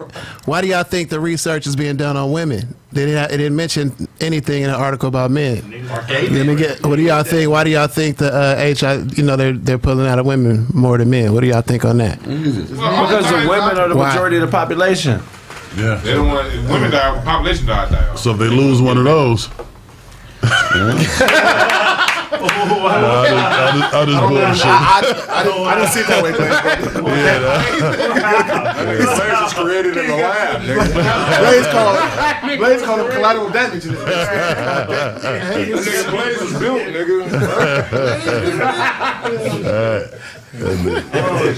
You're good. What you got for us, Blaze? So, while we talking about, but that nigga Todd fucking with Blaze. You're right. Don't be hating because Kraig Cole with the passing off the topics, nigga. You're trying to hate because you gonna hide, nigga. Blaze. Nah, you thought it was you. You thought it was you. I thought Todd was exercising his new Nigerian rights and shit. You know what I'm saying? Maybe you can stop wearing them. Is that right? I got 27% worth. That nigga finna go somewhere and be the richest Nigerian with $200. Now with $200. They got $200. Like, shit. He gonna be good, but he ain't gonna be rich Nigerian. It's a scammer nigga out there that's killing. I'm telling you. You think Hush Puppy was the only one? Shit. I'm gonna find him, nigga. You got a whole army of niggas like that out there. That is funny. I'm gonna go down to Hawthorne. Yeah, that's where they at. For what? Right. Why you going? Wait, paying attention. Why he going? Because he's Nigerian. Keep up. Nobody gonna believe that, nigga. No, the embassy hit that nigga up as soon as he got his result. How long have you been here? What do you own? What is your mother's name? Where tribe you from? All right, they already checking him, man. Hey, yeah. So a husband lawyer with a wife doctor, right? He divorces his wife, and he marries a waitress at the local coffee shop. Does that make sense to y'all? Yes. That's problems. What you think, Dwann? He said he what? Divorced his wife to marry? The lawyer husband. His wife. He married to a doctor. His wife's a doctor. He divorces her, and then he ends up marrying the local waitress at the coffee shop. Like a lot of the doctor chicks and lawyer chicks be like they be real headstrong, man. Yeah. After a while, man, don't want all that shit. We want home to be peaceful. Yeah, definitely. So sometimes like, a lot of women be think this because they be like, I got a job, I got a degree. Oftentimes, those are the biggest headaches to be around. Not every time, it's a lot of women with degrees went like that. But we got to speak for the majority, and the majority that's a problem. So I can see a man leaving that because he already got ready. If he a doctor, he ain't tripping on money. And men generally don't trip on women's money. And you just rather have some peace at home. That means more than anything she bringing in. What do you think, Dose? I'm the opposite. I ain't gonna lie. I need my chick to have some money. So Yeah. we're gonna live this empire. So unless she was just like really getting on my nerves, I'm not gonna. If I did leave her, I'm not gonna leave her for the girl who don't got no money. Nah, I'm not doing that. For another doctor maybe. But not for a girl working at. It sounds like the doctor can't cook. That's what it is. She can't cook. Look, We wouldn't marry. She can't cook. If you marry a doctor, you don't really care much about cooking because you know They the kind of working their hours, ass off. the hours it take to put in that, man, and the dedication. DoorDash wife. Yeah, exactly. Straight up. A lot of bitches neurosurgeon. She gotta have dinner ready every night. Every But I'll be damned if I marry a girl who can't cook. Right. I'll be So goddamn. bitch, you mean to tell me you could operate on the brain? You can't make me a You can't operate on them eggs, though? You can't operate on this. On these hot dogs, nigga. All I want was a hot dog. That's it. I don't need filet mignon. You fucking up potatoes. Filet mignon? Come on, now. You brain surgery? You fucking up potato salad? People died at the hospital. Todd, what you think, Todd? You know what? Those need his girl to have money. What do you think? Yeah, my woman got to be out there cracking. I'm not marrying the sandwich shop lady. I'm not leaving the good chick for the. What happened? Why did he leave? Ain't a Did good she? bitch if she not listening. But what she? We don't know that, though, Craig. We don't know no facts of the story. Why else would he leave her unless she not a disciplined bitch? She not listening. My nigga Blaze, M. Night Shyamalan. Tell us what happened with the story.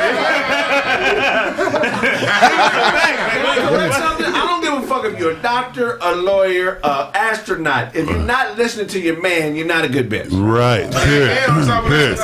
That's the fact. So I'm thinking our number one priority here is a man is here for a woman is here for a man. So why you worried about money?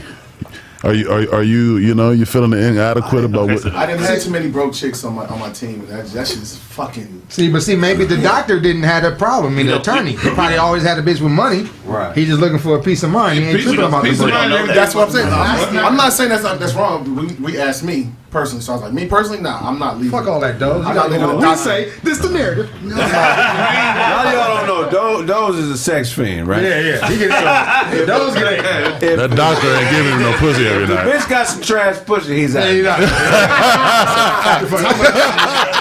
That is a fact. That is a Doze fact, nigga. Imagine this bitch a doctor and pussy so trash you ain't came in a year, but you fuck her every night. Why would I be there? I ain't came in a year. I don't bust that first night. I'm gonna know something wrong. This is what happened. Y'all all wrong. They were both doctors. And the mic, nigga, you been here too long. They are both doctors. They both went to school. Probably got high in their careers together, doing the doctor thing. Now they got to the point they're both successful. He wants somebody that's more at home who can cook. Like she's at The smarter a bitch is, the weaker her pussy is.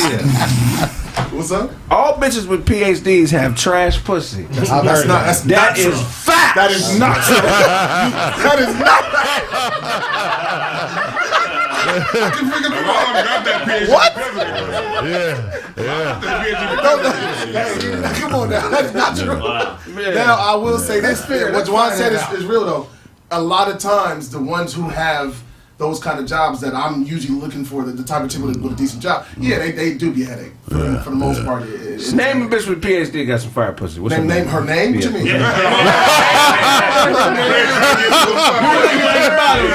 That nigga said, Name her name? I'm everybody's friend.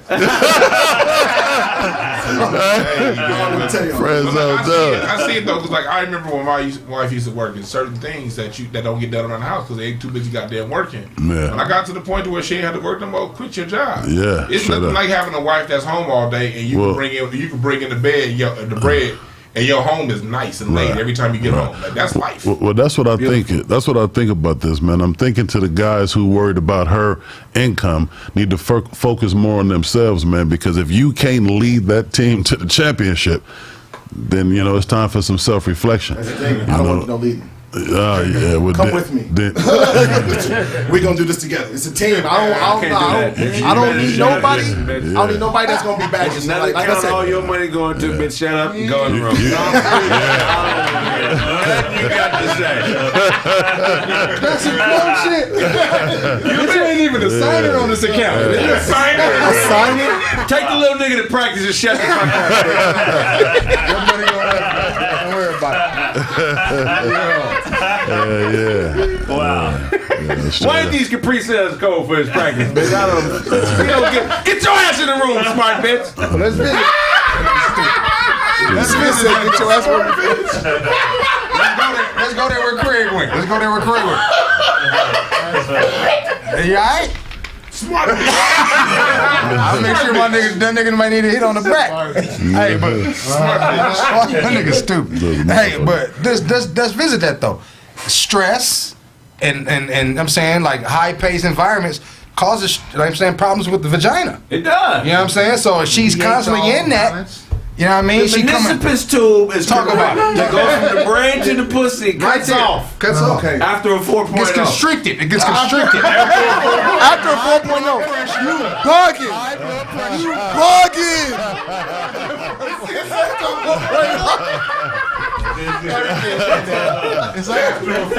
So if she make that Dean's list, that pussy is trash. Dean hit the pussy first, that's why she on the list. Dean definitely got that pussy first. Ain't no Dean putting you on the list without having some pussy. Who the fuck is this Dean, bitch? I didn't know your full name, bitch. Exactly. How you think Denise got into Spellman? Not Spellman, but Hillman. Yeah. She fucked the Dean. Got right in there. She was fucking up the first year, nigga. You got a fan, I got kicked out. Oh, what she look like Spirit though? mind character. Hey, spirit mind character. Are you an anime? You like anima? I mean anima. Anima. Nah, he ain't got no glasses. Anime. There you go. Here's the thing, Anime. women can't handle power, so PhD is they off balance when they do that. Their pH. Because their pH. Have you ever seen a bitch with a PhD walk? They can't walk straight. Dog, what's wrong with this? The pH is supposed to be a number.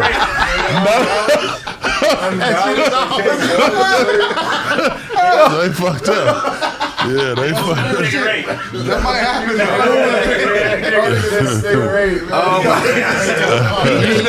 You can never walk behind her. You're never gonna be able to. Nah, I'm playing with all the smart bitches. Some of y'all got great pussy. I had a doctor bitch. She had great pussy. I'm about to say, I'm sure. But they be, She had a shitty smart attitude. chicks be super programmed, and you got to peel that back. Yeah. They be thinking that it's by the book. I done had a few smart bitches try to come back 10, 15 years later. They went to square route and realized, oh, this is... It's not. You were right. Right. At that point, you just a smart bitch to me. Yeah, that's it. Older smart bitch. With more miles on you. Real shit. What is it about early 40s, late 30s where they finally understand what it's about? They think they know everything. In their 20s and early 30s, they do not want to submit to a man. They think they still got that shit, Well, bro. Go ahead. Well, after 25, they expire already anyway. So anything after 25, man. Blaze Samuels over here. Hey, they get close to that time, man. Nigga, I'm with that. I'm not with that. I'm not with that. Them young bitches is done. Talking to the mic. That nigga just like a baller, nigga.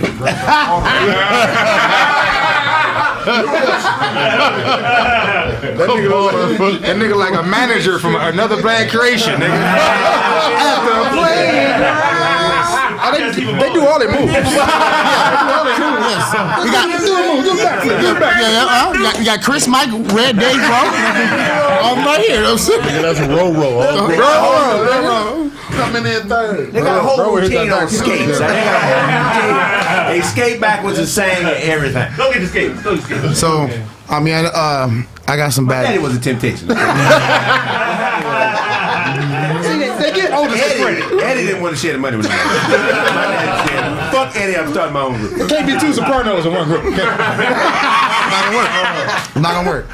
not gonna work. So, in food news, Dwann, I mean, oh god, you know, everyone just. You know. I'm worried renowned in the alto section.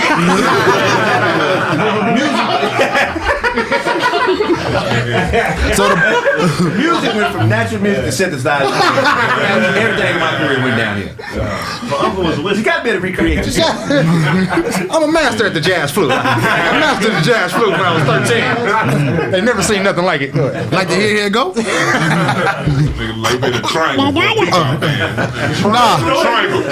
So, like I was trying to tell you about the bird flu is spreading, Dwann. The bird flu. So it's fucking up because it's fucking up the chicken and the turkey. Why are you telling me? You don't want to know?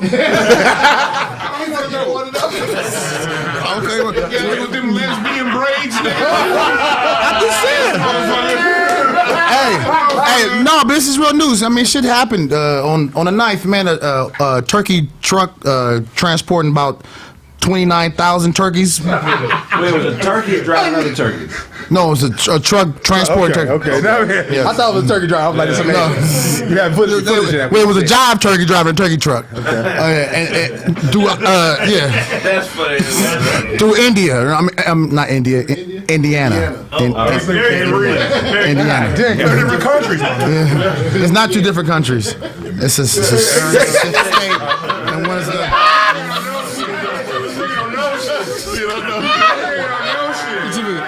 it's a state. They try to correct you. Hold up. It's two different countries. He said that. I didn't say that. Uncle from Budapest. You said Budapest? You gotta have a passport to get in there. I'm telling you right now. You got your shit stamped? My daddy from Bombay in there. But Otto's still confused. I'm not confused. He said I'm correcting him. No, you ain't correct. Let it go. He said it to me. But anyway.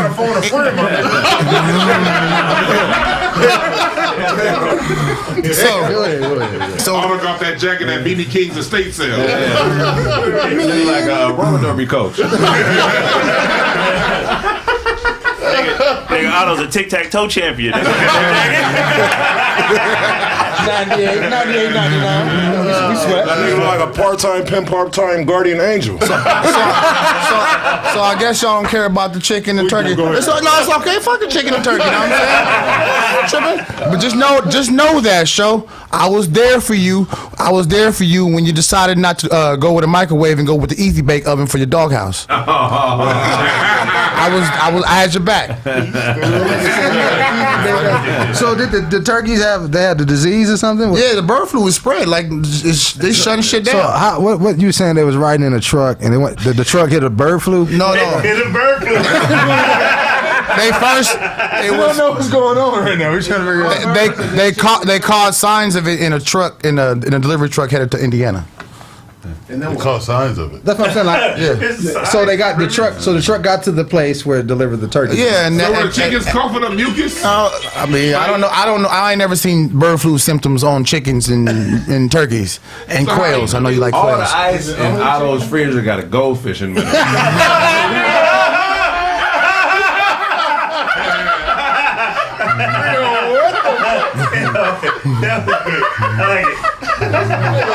Goldfish? A goldfish. Oh shit! Damn. That was good. That nigga got a mouthpiece with his childhood teeth in it. You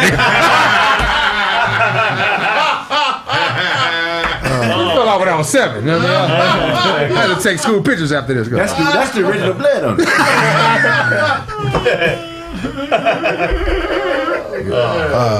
So he hit a bump in the road and all the turkeys came out. Yeah, just like that. That sucks. And still don't know how they got the bird flu. That's what I'm saying. If it was one truck had the bird flu, or they He said multiple they drove trucks. past a sign, and the sign, I guess it. Flash bird flu, I guess. No, it didn't. Like one of those alerts. Do inspections. Do the inspections. They only found one truck. That's where they caught it, and they traced everything back, and they shutting shit down. So there's more bird flu. Yes, Okay. more shit, more birds and chickens and turkeys and quails and ostriches possibly exposed to this bird flu. Rogue ostrich fucking all the birds. Who the fuck is eating ostrich meat? Nah, just add ostrich meat. That shit was it's like a lean. It's I had ostrich burger. From where, nigga? Fuddruckers. I ate a whole ostrich. Yeah. I thought you should have went up there. You said burgers, That nigga just eat the neck and the leg. And the leg. Sucking on. You about to go through. You about to pluck all the feathers. That's why.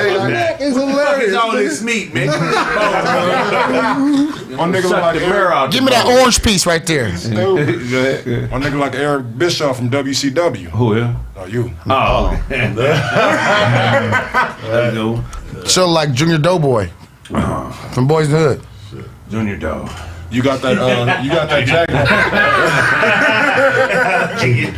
Junior Dog. Junior Doe is funny, but the Doughboy ain't funny, but the Junior Doe is funny. There's more to it. Yeah, that's it, man. If y'all want to learn more about the damn story, if you do even care about the bird flu, now Google that shit. Y'all got phones. Hey, but let's be honest, you didn't do a good job of explaining.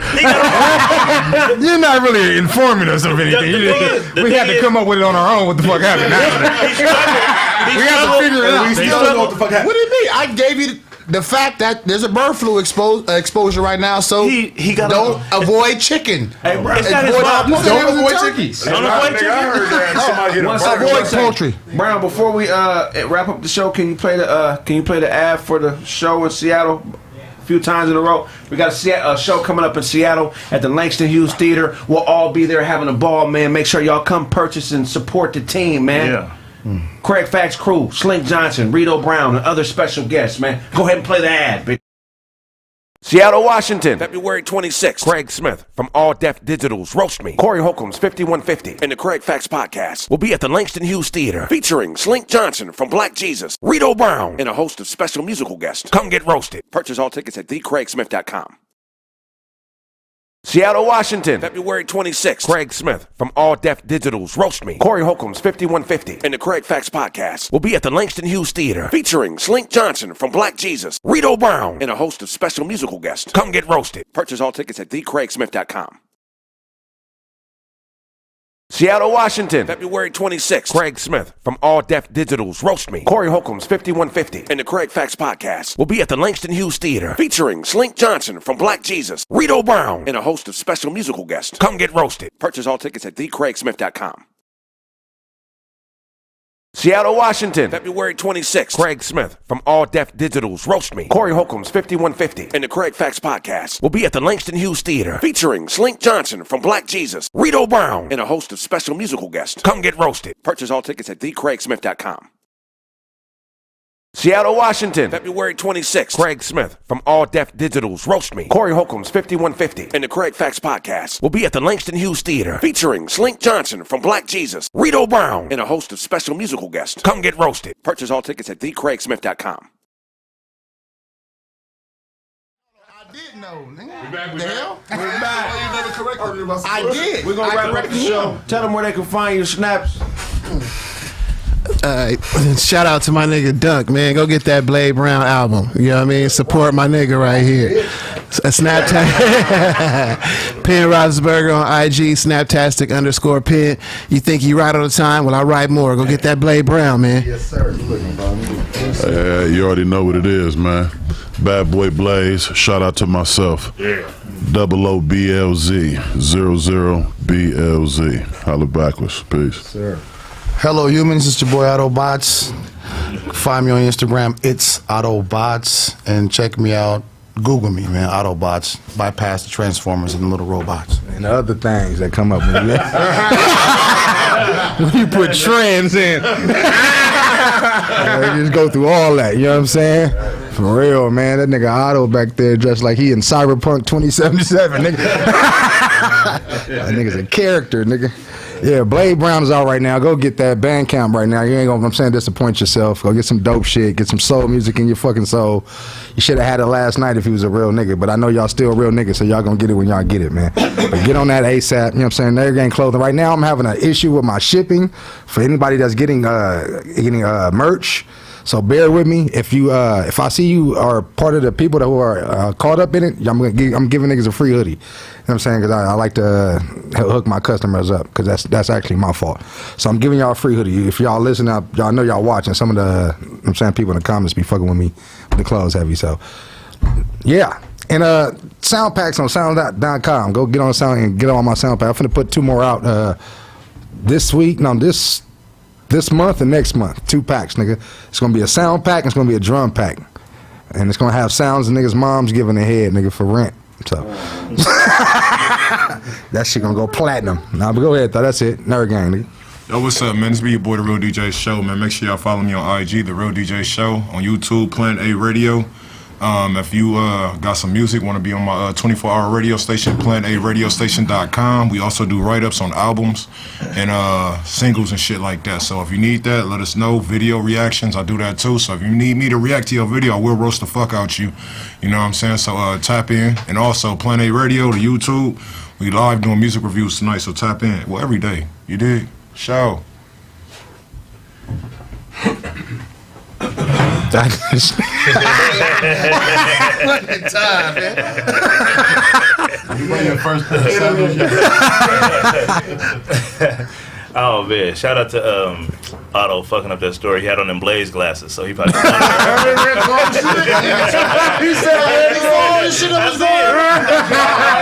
What's going on? Blaze, man, you set me up. You gotta update them motherfuckers. They ain't updated, nigga.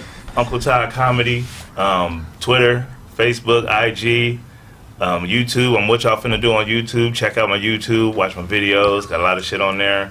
Shout out to the truck drivers out there. Shout out to homeboy from the Corey Holcomb show with the 5150 hat. Yeah, you know what I'm saying? He was buying drinks. It was cool, man.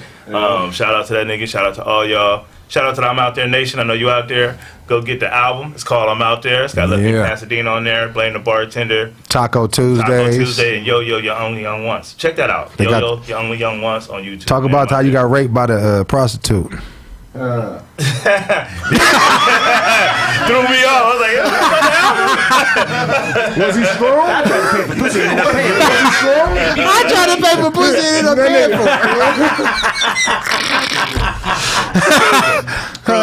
shout out to y'all, man. And shout out to that, like we said earlier, man. Shout out to the Players Ball. That was a hell of an experience, man. That shit was fun. Anybody got the results, man? Let me know. I want to know who won. I'm out there. Yeah. You supposed to say Che Che Che Ubuqueno. Oh, This yeah, nigga said it. I usually would have, but you go ahead. I got there with this nigga. Hell, Che Che Che Ubuqueno.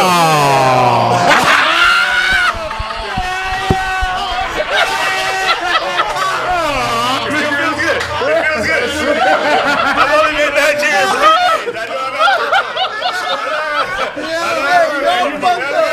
Y'all fucked up, man.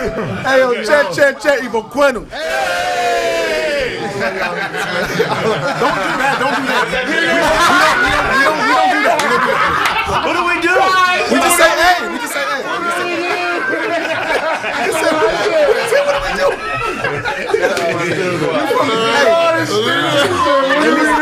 I got spooked Todd one time. You from a real African place now, like Wakanda does not exist.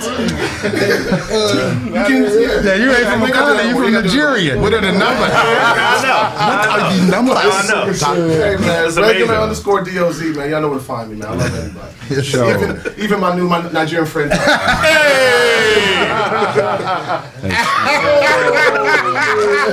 yo. Funny as shit. Funny as shit, bro. Show caught his nephew playing with a dildo and helped him pull it out.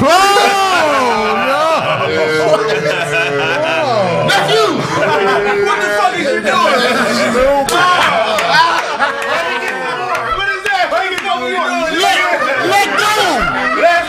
Last three. All right, you done. Let go! Hey, your favorite uncle used to jack off to your baby pictures. What are we doing? Oh man, Todd, what are the numbers? What are the numbers? Dwann, tell them where they can feed you.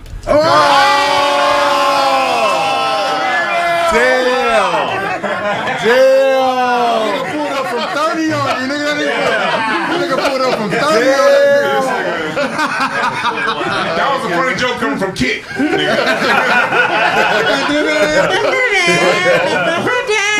Michael. Michael. Puerto Rican's are lazy, Michael. Hey, Hotepbiz.com/shop. Visit the shop on IG. I got my music family tree coming up. I got a family tree that I made showing Black American music going back to the year 1619 through Let's now. go. I traced the roots of hip hop back to the 1600s. Hip hop? Hip hop. I looked at your hair and saw hip hop. Yeah, my bad. Just accept the fact. Sometimes your tongue is overweight. Sometimes. You a grown ass man. Man tongues.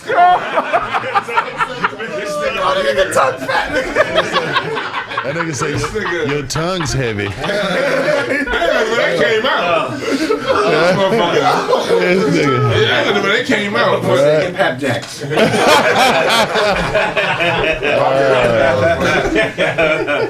But yeah, it's been an assault on our culture, on our musical heritage as a people. We can have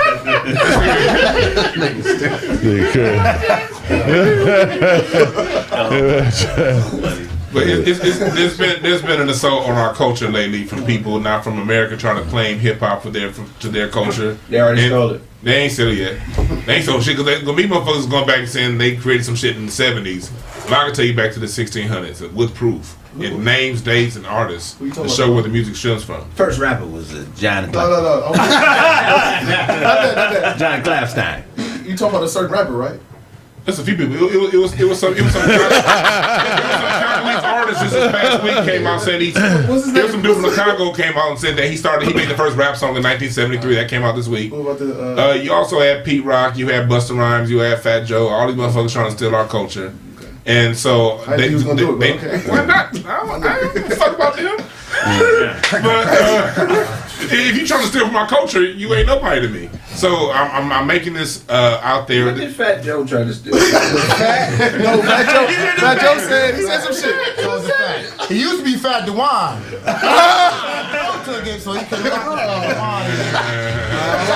don't like that. He was back there shooting. Salute to the church that gave you that jacket. Shout out to First Bethel down the street. Oh yeah, took that nigga to the back and everything. And salute to that man. Salute to that man whose legs you sat between to get your hair twisted. Got parts and everything. Here you go, challenging me with this homosexual outfit. That nigga got that Ellen DeGeneres finest song. I'm gonna go and talk to the original Eminem. Oh! No. Go ahead, Dusty Brown. Dusty! He almost got a seat. I can't go nowhere. Yeah, but that's it. That's it. Get the music fan tree coming out pretty soon. That's stupid. Niggas are stupid. Babylon. Hey, Dwann, you still got that flag for sale? I still got the flag for sale during Black History Month. Okay, for It's sure. gonna be off sale after February 28th. And I Why got you only sell it during the month? Yeah, niggas, I want to get one. Yeah, go ahead and buy it this month. Yeah. That's what I said, nigga. You can put it in the archives. You gotta keep it rare. Gonna come back out Thanksgiving. Well, just keep one so you Can't talk business. This nigga want to do on the bullshit. It's coming out Thanksgiving. This nigga trying to talk the bullshit. Trying to talk the bullshit. I'm talking for real, man. Come on, man. Go ahead, bro. You stole that turtleneck from House of the Grouch, nigga. That nigga got on the turtleneck? That's a turtle. He got on a low top turtleneck. Todd would know. Todd know about turtle. He got on a turtleneck quarter top. Anything turtley, Todd knows. Todd got all the turtle facts. It's a pro club, huh? He's turtley everything. Okay? Yeah, that's definitely a pro club. Oh, yes, pro club. Yes, pro club. Can't breathe in them motherfuckers. One wear. You wear that shit be hard as a brick. That nigga taking that shit to the cleaners. Hey, Miss Kim, you don't fuck up my shit with the starch now. I mean, I would rather take it back to the cleaners than take it back to the stove. DJ Show.